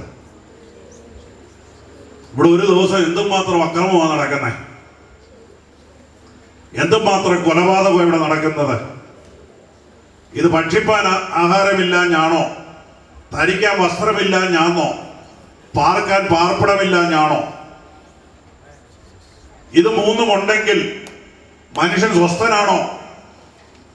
ആണെങ്കിൽ ഇവിടെ എല്ലാ മനുഷ്യരും സന്തുഷ്ടരാകേണ്ടേ? പാർപ്പാൻ ചെറിയ വീടല്ല, എയർ കണ്ടീഷൻ ചെയ്ത മണിമാളികയിൽ പട്ടുമെത്തയിൽ കിടന്നിട്ടും ഉറക്കം വരാതെ ഉരുളുന്ന എത്രയോ ധനികന്മാർ ഇവിടെ ഉണ്ട്.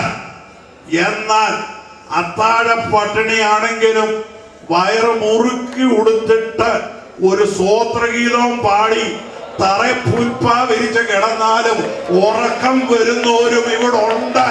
അപ്പൊ ഇവിടുത്തെ പ്രശ്നം എന്നാ?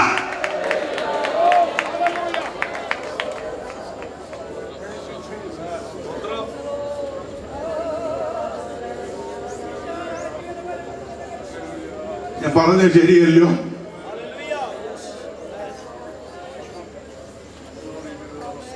അത്താഴ പട്ടിണിയാണേലും മുണ്ടുമുടുക്കി ഉറുത്ത് തറയെ പാവിരിച്ച് കിടന്ന് സ്തോത്രഗീതം പാടിയാലും നമുക്ക് ഉറക്കം വരും. പക്ഷേ ഇവിടെ എല്ലാം ഉണ്ടെങ്കിലും സ്വസ്ഥതയില്ലാതെ, സമാധാനമില്ലാതെ, സന്തോഷമില്ലാതെ മനുഷ്യൻ പരക്കം പായുമ്പോൾ ഇവിടുത്തെ സാമൂഹ്യ ശാസ്ത്രജ്ഞന്മാര് പറയുന്നത് ഒന്നുമല്ല മനുഷ്യന്റെ പ്രശ്നം വേറെയാണോ? എന്തുവാ മനുഷ്യന്റെ പ്രശ്നം? ഞാൻ പറയാം മനുഷ്യന്റെ പ്രശ്നം എന്നാണ്. എന്റെ ഭാഷയല്ല, യെശയ്യാ പ്രവാചകന്റെ ഭാഷയിൽ പറയാം. കേൾപ്പാൻ കഴിയാതെ വണ്ണം യഹോവയുടെ കാത് മന്ദമായിട്ടില്ല, പ്രവർത്തിപ്പാൻ കഴിയാതെ വണ്ണം അവന്റെ കരം കുറുകിപ്പോയിട്ടില്ല. പിന്നെ നിങ്ങളുടെ അകൃത്യമത്രേ നിങ്ങളെയും നിങ്ങളുടെ ദൈവത്തെയും തമ്മിൽ ഭിന്നിപ്പിച്ചിരിക്കുന്നത്. ഇവിടുത്തെ പ്രശ്നം എന്താന്ന് മനസ്സിലായോ?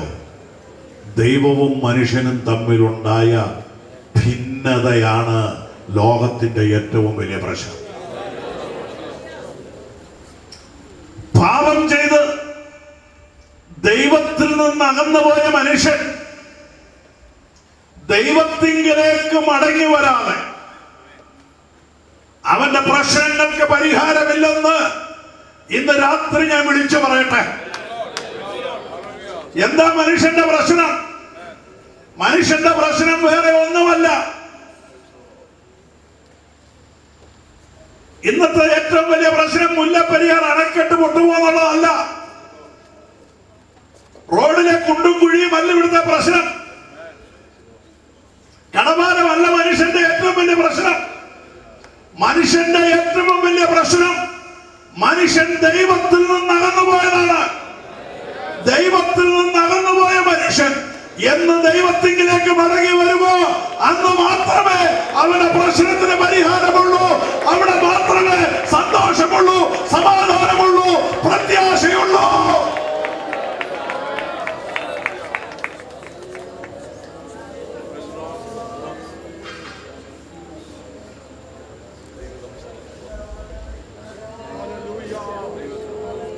മനുഷ്യനെ ദൈവത്തിൽ നിന്ന് അകറ്റിയത് മനുഷ്യന്റെ പാപമാണ്.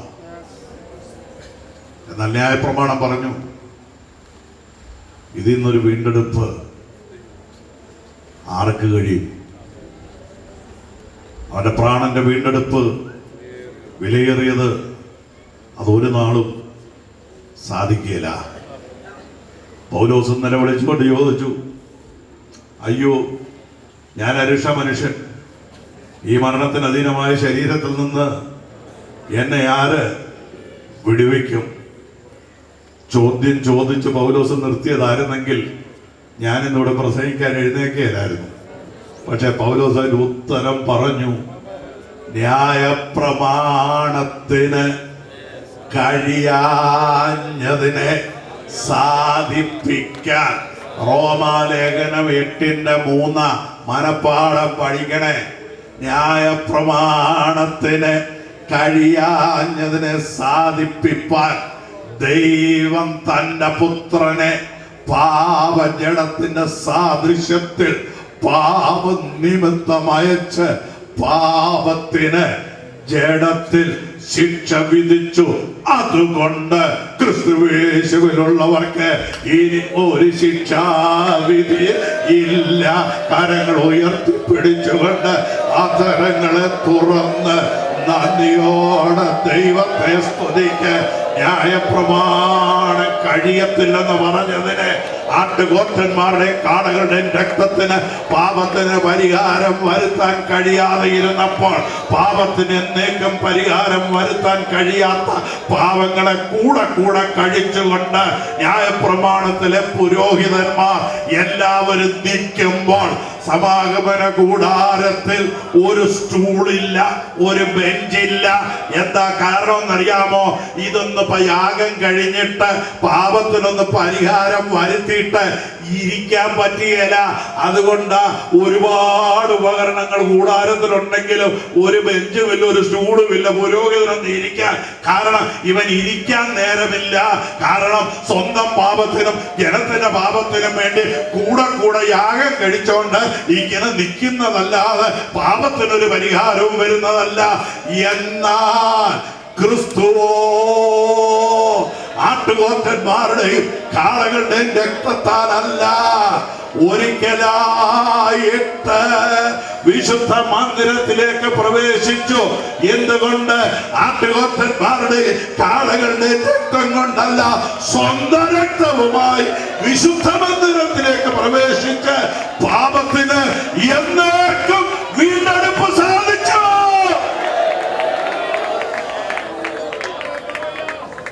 സന്തോഷത്തോടെ ദൈവത്തെ സ്തുതിക്കാം.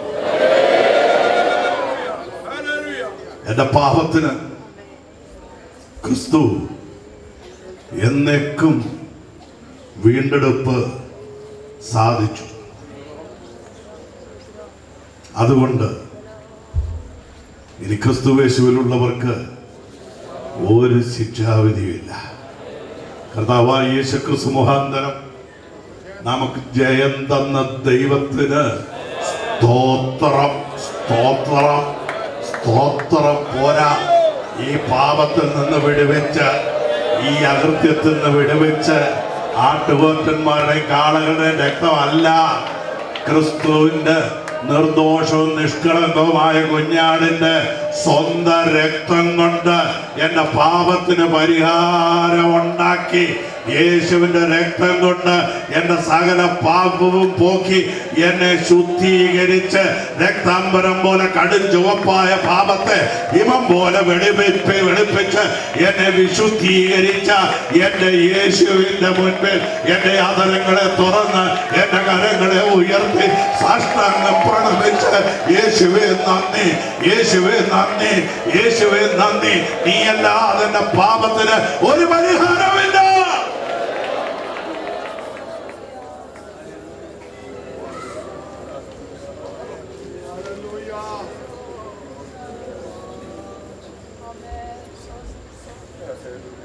മനുഷ്യനിലേക്കുള്ള പാപത്തിന്റെ പ്രവേശനവും പാപത്തോടുള്ള മനുഷ്യന്റെ എക്കാലത്തെയും പ്രതികരണവും പാപിയോടുള്ള ദൈവത്തിന്റെ പ്രതികരണവും കൂടെ പെട്ടെന്ന് പറഞ്ഞ് ഞാൻ എൻ്റെ വാക്കുകൾ നടത്തും. ഏദൻ തോട്ടത്തിലാണ് മനുഷ്യനിൽ പാപം പ്രവേശിക്കുന്നത്. അരുത് എന്ന് ദൈവം വിലക്കിയത് വിലക്ക് ലംഘിച്ചപ്പോൾ മനുഷ്യൻ പാപിയായി തീർന്നു, നഗ്നനായി തീർന്നു. പക്ഷെ പിശാച് മനുഷ്യനെ സമീപിക്കുമ്പോൾ, ഹവ്വയെ സമീപിക്കുമ്പോൾ ഹവ്വയോട് പറഞ്ഞത് നിന്നെ പാപിയാക്കാമെന്നോ നഗ്നയാക്കാമെന്നോ അല്ല, മറിച്ച് നിന്നെ ദൈവത്തെ പോലാക്കാമെന്നോ. ദൈവത്തെ പോലാക്കാമെന്നോ പറഞ്ഞ് ദൈവം വെച്ച അതിര് മനുഷ്യനെ കൊണ്ട് പിശാച് ലംഘിപ്പിച്ചു. എന്നെ കേൾക്കുന്ന എന്റെ കുഞ്ഞനിയന്മാരെ, അനിയത്തിമാരെ, പെങ്ങന്മാരെ ശ്രദ്ധിക്കണേ. ദൈവം വെച്ചിട്ടുള്ള അതിരുകളുണ്ട്. ആ അതിരുകൾ ദൈവം വെച്ചിട്ടുള്ളത് നമ്മൾ അനുഭവിക്കേണ്ട ഏതെങ്കിലും സുഖ സൗകര്യങ്ങളിൽ നിന്ന് നമ്മെ വിലക്കാനല്ല. എന്നാൽ ഈ വിലക്കുകൾ ലംഘിക്കാൻ പ്രേരിപ്പിക്കുന്ന പിശാച് പറയുന്നത് ഈ വിലക്ക് ലംഘിച്ചാൽ ഏതോ വലിയ സുഖത്തിലാക്കാമെന്നാണ്. പക്ഷെ ഇന്ന് രാത്രി ഞാൻ പറയാം, അല്ല, ദൈവം വിലക്കുകൾ വെച്ചിട്ടുള്ളത് മനുഷ്യന്റെ ഏതെങ്കിലും സുഖ സൗകര്യം ഇല്ലാതാക്കാനല്ല, മറിച്ച് നിനക്കുണ്ടാകാനുള്ള ദുരന്തത്തിൽ നിന്ന് വിടുവിക്കേണ്ടതിന് ദൈവം വിലക്കുകൾ വെച്ചിട്ടുള്ളത്. കുഞ്ഞെ ശ്രദ്ധിക്കണേ. എന്തെങ്കിലും വിലക്ക് നിന്റെ മാതാപിതാക്കന്മാർ വീട്ടിൽ വെച്ചിട്ടുണ്ടെങ്കിൽ, സ്കൂളിൽ വെച്ചിട്ടുണ്ടെങ്കിൽ, ബൈബിള് വെച്ചിട്ടുണ്ടെങ്കിൽ, ആ വിലക്കുകൾ നിന്റെ സ്വാതന്ത്ര്യത്തെ കവർ ചെയ്യാനല്ല, വലിയൊരു ദുരന്തത്തിൽ നിന്ന് നിന്നെ വിടുവിക്കാൻ വെച്ചിട്ടുള്ള വിലക്കുകളാണ്. ആ വിലക്കുകൾ നീ ലംഘിക്കരുത്.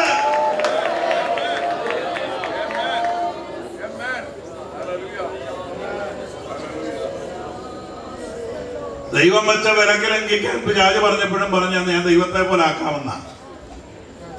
ഇന്ന് ഏതാണ്ടൊക്കെ ആക്കാമെന്നോ ഏതാണ്ടൊക്കെ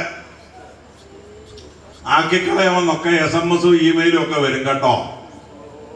അതൊന്നും കണ്ട് പ്രലോഭനത്തിൽ വീഴരുതേ. ഇത് നന്നാക്കാനല്ലേ. പിശാച് ആദ്യം നന്നാക്കാമെന്നും പറഞ്ഞ ഹവ്വയെ കൊണ്ട് പാപം ചെയ്യിച്ചത്. പക്ഷെ പാപം ചെയ്തപ്പോൾ ദൈവത്തെ പോലെ അല്ല ആയത്, മറിച്ച് പിശാചിനെ പോലെ ആയത്.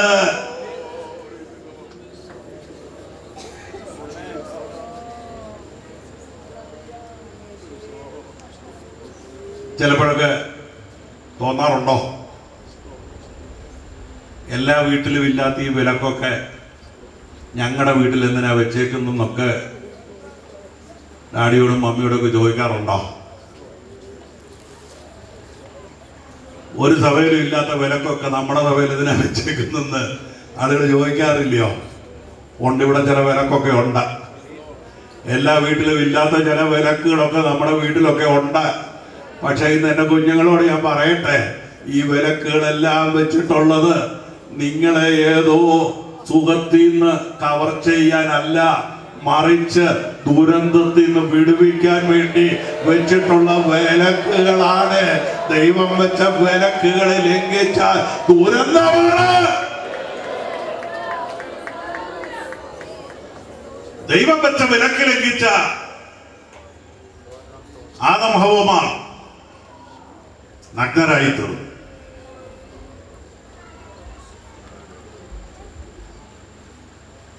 പാപിയായി തീർന്നു. പക്ഷെ പ്രതികരണമെന്ന ദൈവമേ തെറ്റിപ്പോയേ, അബദ്ധം പറ്റിപ്പോയേ എന്ന് വിളിച്ചു പറയേണ്ടതിന് പകരം ആദവും ഹവ്വയും ശ്രമിച്ച അതേ ശ്രമമല്ലയോ ഇന്ന് നമ്മിൽ പലരും തുടരുന്നത്? പാപത്ത് ദൈവത്തോട് ഏറ്റുപറഞ്ഞ് ആ പ്രശ്നത്തിനൊരു പരിഹാരം ഉണ്ടാക്കുന്നതിന് പകരം പാപത്തെ ഇല കൊണ്ട് മറയ്ക്കാൻ ശ്രമിക്കുകയായിരുന്നു. മനുഷ്യൻ അത്തിയില കൂട്ടിച്ചേർത്ത് മനുഷ്യനിർമ്മിതമായ ഒരു വേഷം കെട്ടി പാപം മുഖാന്തരം അവനുണ്ടായ നഗ്നത മറയ്ക്കാൻ മനുഷ്യൻ നടത്തിയ ശ്രമം കുറച്ചു നേരം ആ ഇല കൊണ്ട് ഈ നഗ്നത മറഞ്ഞെങ്കിലും വെയിലുദിച്ചപ്പോൾ ഇലകൾ വാടി മനുഷ്യന്റെ നഗ്നത വീണ്ടും വെളിപ്പെട്ടു. എന്താ ഇത് പറയുന്നറിയാമോ?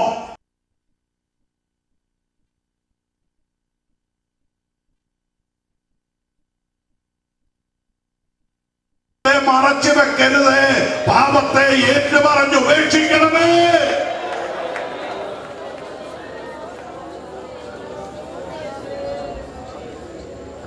സ്വന്തം മാർഗം കൊണ്ട് പാപത്തെ പരിഹരിക്കാൻ ശ്രമിച്ച മനുഷ്യന്റെ ആദ്യ പരിശ്രമം തന്നെ പരാജയപ്പെട്ടെങ്കിൽ ഒറ്റ വാചകത്തിൽ പറയാം, സ്വന്തം കർമ്മം കൊണ്ട് സ്വന്തം പാപത്തെ പരിഹരിക്കാൻ മനുഷ്യന്റെ ആദ്യ ശ്രമം പരാജയപ്പെട്ടെങ്കിൽ ഇന്ന് രാത്രി ഞാൻ പറയുന്നു, കർമ്മമാർഗം തുടക്കത്തിലേ പരാജയപ്പെട്ട മാർഗമാണ്.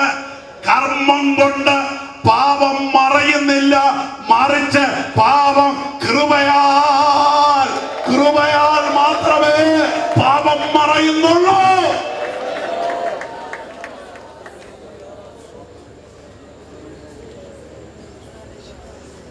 രണ്ടാമത്,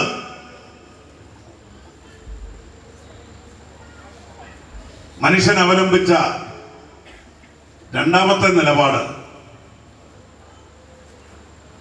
താൻ ഉണ്ടാക്കിയ അത്തിയില കൊണ്ട് ഇത് മറയ്ക്കാൻ പറ്റുന്നില്ലെന്ന് കണ്ടു കഴിഞ്ഞപ്പോ അടുത്ത ശ്രമം ഒരു വൃക്ഷത്തിന്റെ പുറകിൽ പോയി ഒളിച്ചിരിക്കുക. ആദവും ഹവ്വയും പറയുന്ന ഇതാണ്, ഇതിന്റെ പുറകെ ഇരുന്നാൽ മതി, ഇനി ഞങ്ങളെ ആരും കാണത്തില്ല, ഞങ്ങൾക്ക് ആരെയും കാണണ്ട, ഞങ്ങളെ ആരും കാണണ്ട. പിണങ്ങി മുറിക്കകത്ത് കയറി കഥ പഠിച്ചിരിക്കുന്നവർ എന്തിനേലും ഡാഡിയും മമ്മിയും വഴക്ക് പറയുമ്പോൾ എനിക്ക് ചായയും വേണ്ട, കാപ്പിയും വേണ്ട, ഭക്ഷണവും വേണ്ടെന്നും പറഞ്ഞ് കഥ കടച്ച് മുറിക്കാതിരുന്നാലൊന്നും പ്രശ്നത്തിന് പരിഹാരമാകുകയില്ല. ഇത് ആദം പണ്ട് പരീക്ഷിച്ച് നോക്കിയതാ. മരത്തിന്റെ പുറകെ പോയി ഒളിച്ചിരുന്ന് കുറച്ചു നേരം ഒളിച്ചിരുന്നാൽ പ്രശ്നത്തിന് പരിഹാരമാകുമെന്ന്. എവിടെ പോയി ഒളിച്ചിരുന്നാലും പ്രശ്നത്തിന്റെ പരിഹാരമാകുകയില്ല കേട്ടോ. കുറെ നേരമൊക്കെ ഒളിച്ചിരിക്കാം. ഞാൻ ചോദിക്കട്ടെ, ദൈവത്തെ ഒളിച്ച് എവിടെയെങ്കിലും ഇരിക്കാൻ പറ്റുമോ? വേദപുസ്തകത്തിൽ തന്നെ ഒരു ചെറിയ ഉദാഹരണം ഓർപ്പിക്കട്ടെ. ഒരിക്കൽ പള്ളിയിലെ കരം കൊടുക്കാൻ നിർവാഹമില്ലാതെ പത്രോസ് യേശുവിൻ്റെ അടുക്കൽ ചെന്ന് പറഞ്ഞു, കർത്താവേ, പൈസ ഒന്നുമില്ല. കർത്താവ് പറഞ്ഞു, ഒരു കാര്യം ചെയ്ത് നീ പോയി ചൂണ്ടയിട. ചൂണ്ടയെ കൊത്തുന്ന ആദ്യത്തെ മത്സ്യത്തെ നീങ്ങണേ, അതിൻ്റെ വയറ്റിൽ ഒരു ചതുബ്രഹ്മ പണം കിടപ്പുണ്ടെങ്കിൽ എടുത്താൽ മതിയെന്ന്. പക്ഷെ പത്രോസ് ഈ ചതുർബ്രഹ്മപ്പണം കണ്ടുപിടിക്കാൻ ചൂണ്ട മേടിക്കണം, ചൂണ്ടയുടെ അറ്റത്ത് തീറ്റിയിടണം, ചൂണ്ട ഇടണം, മീനിതെ കൊത്തണം, മീനെ പിടിക്കണം, പിടിച്ചാലും ഈ നാണയം കാണാനൊക്കത്തില്ല, പിന്നെ ഇതിനെ കീറണം, ഈ നാണയം പുറത്തെടുക്കണം, പിന്നെ കണ്ണാടി വെച്ച് സൂക്ഷിച്ചു നോക്കണം ഇത് എത്രണ്ണത്തൊട്ടാണെന്ന്.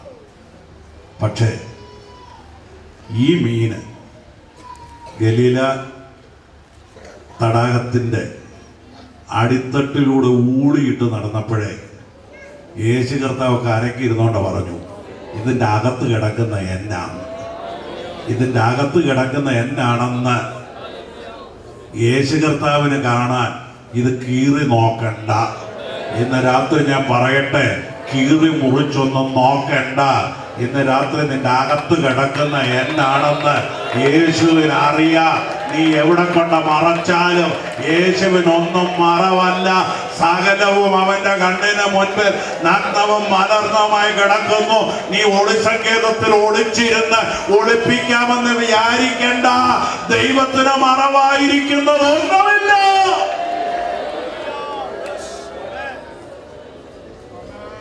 വീട്ടുകാരെ ഒളിപ്പിക്കാം, നാട്ടുകാരെ ഒളിപ്പിക്കാം, പാസ്റ്ററെ ഒളിപ്പിക്കാം, കമ്മിറ്റിക്കാരെ ഒളിപ്പിക്കാം, പക്ഷെ ദൈവത്തെ ഒളിപ്പിക്കാൻ പറ്റിയില്ല കേട്ടോ.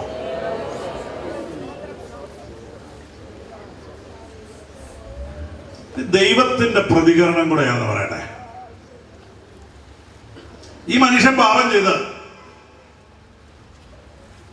ദൈവത്തോട് ഒരു വാക്ക് ഏറ്റു പറയാതെ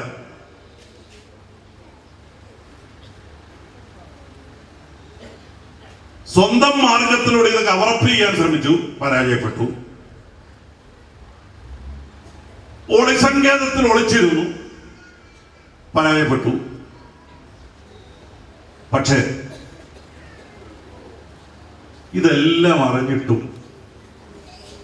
ദൈവം എല്ലാ ദിവസവും സന്ധ്യയ്ക്ക് തോട്ടത്തിൽ വരുന്ന സമയമായപ്പോൾ തോട്ടത്തിലോട്ട് ഇറങ്ങിയത്.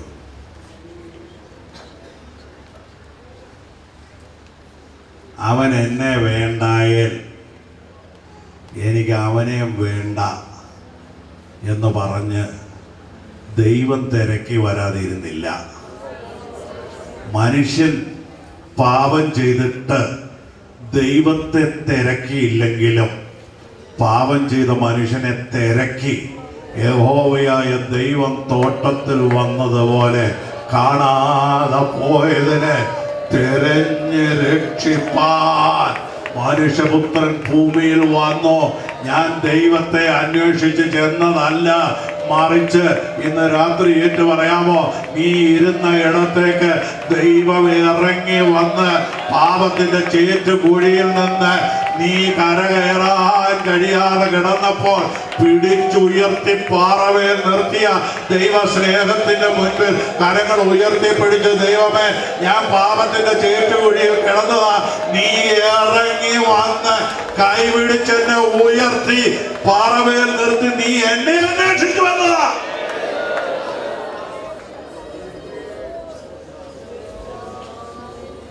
പക്ഷേ ഒരു ചോദ്യം കൂടി ചോദിക്കട്ടെ, അട്ടെ, ഈ 24 മണിക്കൂറും ഇടതടവില്ലാതെ ദൈവത്തെ ആരാധിച്ചുകൊണ്ടിരുന്ന ദൂതന്മാരിൽ ഒരു കൂട്ടം വെട്ടേറ്റ് നിലത്ത് വീണപ്പോൾ, ശ്രദ്ധിക്കണേ, 24 മണിക്കൂറും സ്തോത്രം ചെയ്യുന്ന ആരും അവരോട് പറയണ്ട, സ്തുതിച്ചാട്ടെ എന്ന് പറയണ്ട, ഒന്നും പറയണ്ട. 24 മണിക്കൂറും ആരാധിച്ചുകൊണ്ടിരുന്ന ദൂതന്മാരിൽ ഒരു കൂട്ടം വീണിട്ട് തമ്പുരാൻ അന്വേഷിച്ചു പോയില്ല. അന്വേഷിച്ചു പോയില്ല. പക്ഷേ മണ്ണുകൊണ്ടുണ്ടാക്കിയ, ഒരു പിടി മണ്ണുകൊണ്ടുണ്ടാക്കിയ ഈ മനുഷ്യൻ പാപം ചെയ്തിട്ട് ദൈവത്തെ അന്വേഷിക്കാഞ്ഞിട്ടും, ദൈവമേ എന്നെ തിരക്കി വരാൻ കാരണമെന്താ ദൈവമേ?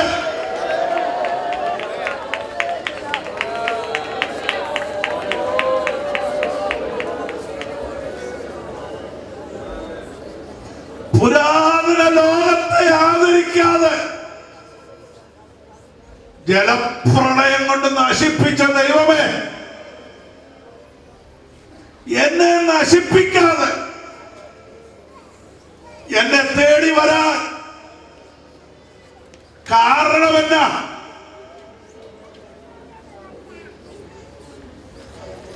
ഇരുപത്തിനാല് മണിക്കൂറും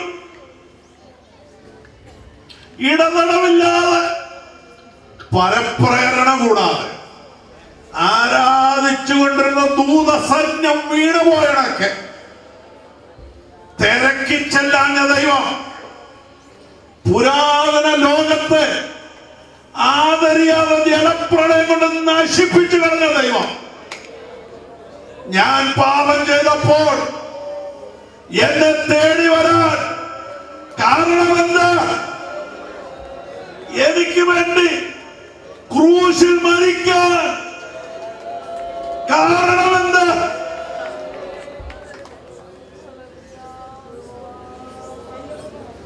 അതിന്റെ പേരാ സ്നേഹം.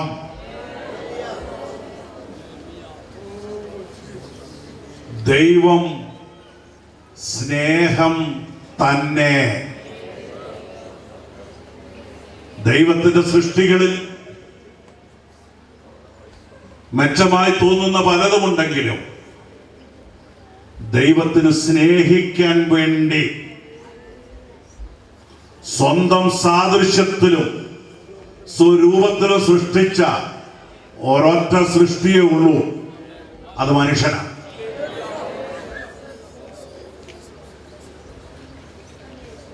മറ്റ് പല സൃഷ്ടിയെ നോക്കുമ്പോൾ നമ്മൾ ഒന്നുമില്ലെന്ന് തോന്നും.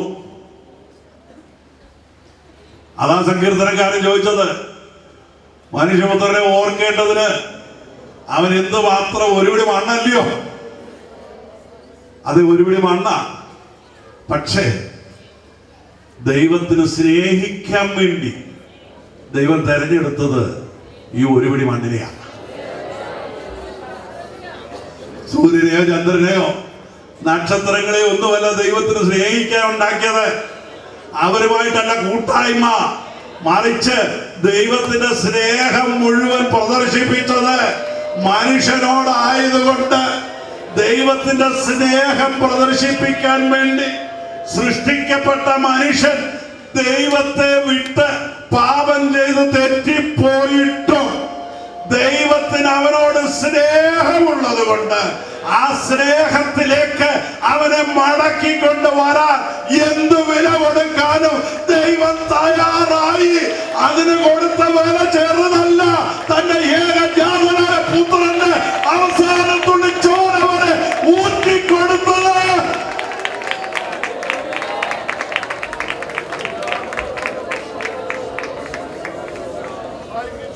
അതാ ദൈവത്തിന്റെ സ്നേഹം. മനസ്സിലായോ സഹോദര സഹോദരി? ഞാൻ ചോദിച്ചോട്ടെ,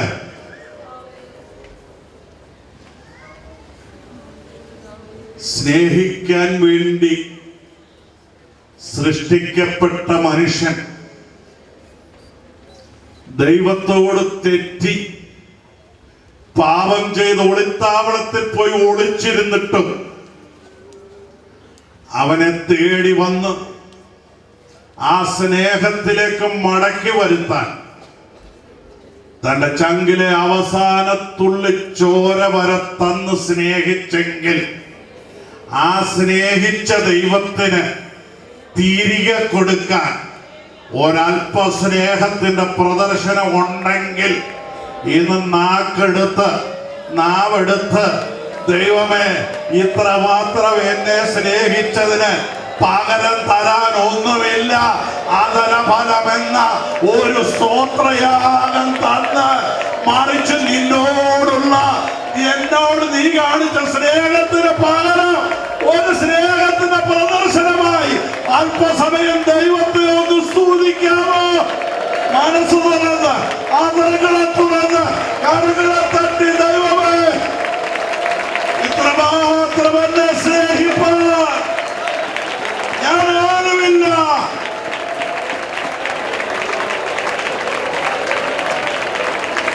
ഈ ഒരുപിടി മണ്ണിനെ സ്നേഹിച്ച്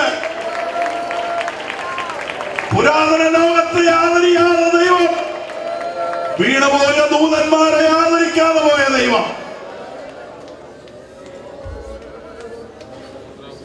തന്റെ സ്നേഹത്തിലേക്ക് മടക്കി വരുത്തുവാൻ വേണ്ടി തന്റെ ഏകജാതനായ പുത്രനെ നമുക്ക് വേണ്ടി നൽകി തന്നില്ലയോ? ഏതൻ തോട്ടത്തിൽ പാപം ചെയ്ത നഗ്നനായ മനുഷ്യന് വേണ്ടി അത്തീല കൊണ്ടുണ്ടാക്കിയ അരയാളൊക്കെ അവന്റെ നഗ്നത മറയ്ക്കാൻ കഴിയാതെ പോയപ്പോൾ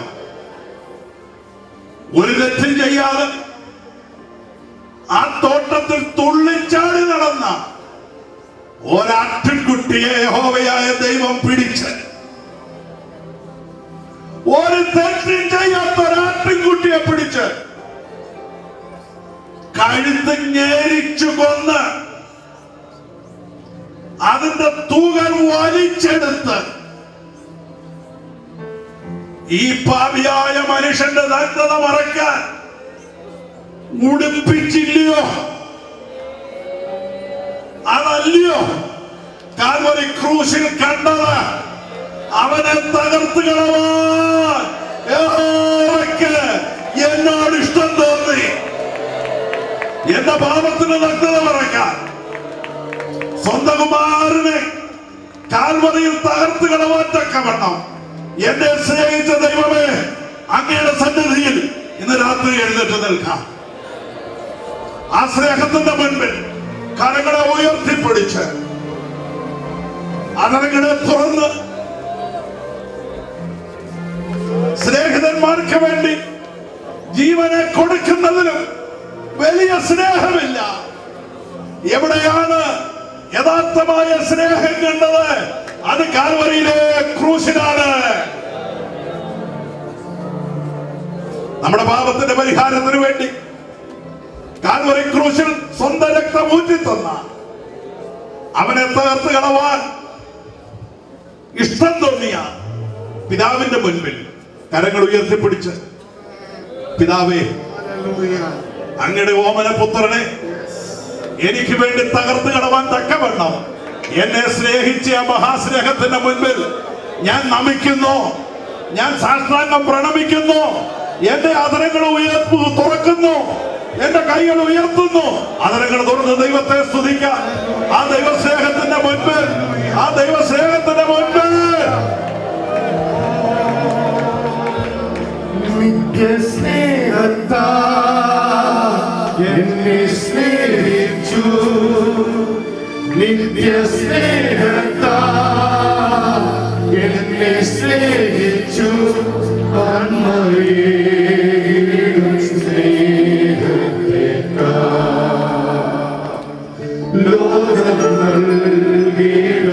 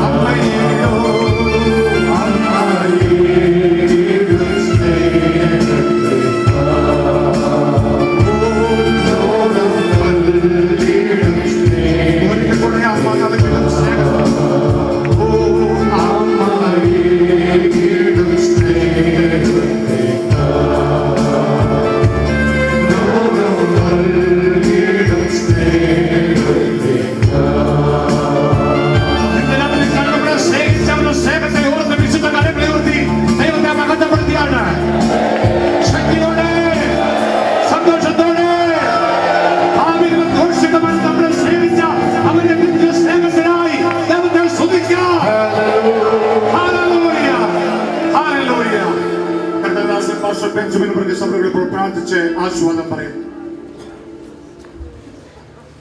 കാരുണ്യവാനായ ദൈവമേ, സ്വർഗസ്ഥ പിതാവേ, ഈ മനോഹരമായ രാത്രികാലത്തിനായി ഞങ്ങൾ നിന്നെ സ്തുതിക്കുന്നു. ഒരു രാത്രി കൂടെ നിന്റെ വചനം ശ്രദ്ധിപ്പാൻ തക്കവണ്ണം ഞങ്ങളെ പലയിടങ്ങളിൽ നിന്ന് കൊണ്ടുവന്നതിനാൽ നന്ദിയോട് ഞങ്ങൾ അങ്ങയെ സ്തുതിക്കുന്നു. അവിടുത്തെ നിത്യസ്നേഹത്താൽ ഞങ്ങളെ വീണ്ടെടുത്ത ആ കാൽവരിയിലെ സ്നേഹത്തെക്കുറിച്ച് ഒരു പ്രാവശ്യം കൂടെ ഓർക്കുവാൻ, ഞങ്ങൾക്ക് വേണ്ടി യാഗമായി തീർന്ന കർത്താവിനെ ഉയർത്തുവാൻ നിന്റെ ദാസൻ മുഖാന്തരം ഇന്ന് രാത്രി അനുവദിച്ചതോർത്ത് നന്ദിയോടെ ഞങ്ങൾ നിനക്ക് സ്തോത്രം ചെയ്യുന്നു. ഞങ്ങൾ അനുഭവിക്കുന്ന എല്ലാ നന്മകൾക്കും ഓർത്തോർത്ത് അങ്ങയെ സ്തുതിപ്പാൻ തക്കവണ്ണം അവിടുന്ന് ഇടവരുത്തുന്നതിനാൽ ഞങ്ങൾ നിനക്ക് സ്തോത്രം ചെയ്യുന്നു. നിന്റെ വചനം അറിയിച്ച് നിന്റെ ദാസനെ പ്രത്യേകം അനുഗ്രഹിക്കുകയും ഇനിയും അനേകായിരങ്ങൾക്ക് പ്രയോജനപ്പെടുവാൻ തക്കവണ്ണം നീ ഉപയോഗിക്കുകയും ചെയ്യണമേ എന്ന് ഞങ്ങൾ അങ്ങയോട് പ്രാർത്ഥിക്കുന്നു. ഇന്ന് രാത്രി കർത്താവേ, നിന്റെ ക്രൂശിന്റെ വചനം ഞങ്ങളുടെ ഹൃദയങ്ങളിൽ പതിയുവാൻ തക്കവണ്ണം, ഞങ്ങളുടെ ഹൃദയത്തെ നിന്റെ സന്നിധിയിൽ സമർപ്പിക്കുവാൻ തക്കവണ്ണം ഇടയാക്കണമെന്ന് പ്രാർത്ഥിക്കുന്നു. മറ്റാരാലും കഴിയാത്ത വലിയ സ്നേഹം ഞങ്ങൾക്ക് വേണ്ടി കാൽവരിയിൽ ചൊരിഞ്ഞതിനാൽ നന്ദിയോടെ ഞങ്ങൾ നിനക്ക് സ്തോത്രം ചെയ്യുന്നു. ഇന്ന് രാത്രി വന്നു ചേർന്നിരിക്കുന്ന എല്ലാവരെയും അവിടുന്ന് അനുഗ്രഹിക്കണമേ, സമാധാനത്തോടെ അയക്കണമേ. അവിടുന്ന് അനുവദിച്ചാൽ നാളെയും കടന്നു നിന്റെ തിരുവചനം ശ്രദ്ധിപ്പാൻ തക്കവണ്ണം ഇടയാക്കണമെന്ന് ഞങ്ങൾ അങ്ങയോട് പ്രാർത്ഥിക്കുന്നു. മുറിഞ്ഞ കരങ്ങളിൽ എല്ലാ കാര്യങ്ങളും ഫലമേൽപ്പിക്കുന്നു. മാനവും മഹത്വവും അവിടത്തേക്ക് മാത്രം ഇരിക്കട്ടെ, യേശു കർത്താവിന്റെ ധന്യമുള്ള നാമത്തിൽ തന്നെ. പിതാവായ ദൈവത്തിന്റെ സ്നേഹവും കർത്താവായ യേശു ക്രിസ്തുവിന്റെ കൃപയും ആശ്വസിപ്പിക്കുന്ന പരിശുദ്ധാത്മാവിന്റെ കൂട്ടായ്മയും കാവലും നാം ഏവരോടും ഓർത്ത് പ്രാർത്ഥിച്ച എല്ലാ കാര്യങ്ങളോടും, വിശേഷാൽ വരും ദിവസങ്ങൾ നടക്കേണ്ട കുടിവരവുകളോടും കൂടെ എപ്പോഴും ഉണ്ടായിരിക്കുമാറാകണമേ. ആമേൻ. അർക്കപ്പെട്ട കുഞ്ഞാടിന്റെ മഹത്വം. Hallelujah, hallelujah, hallelujah. ആമേൻ.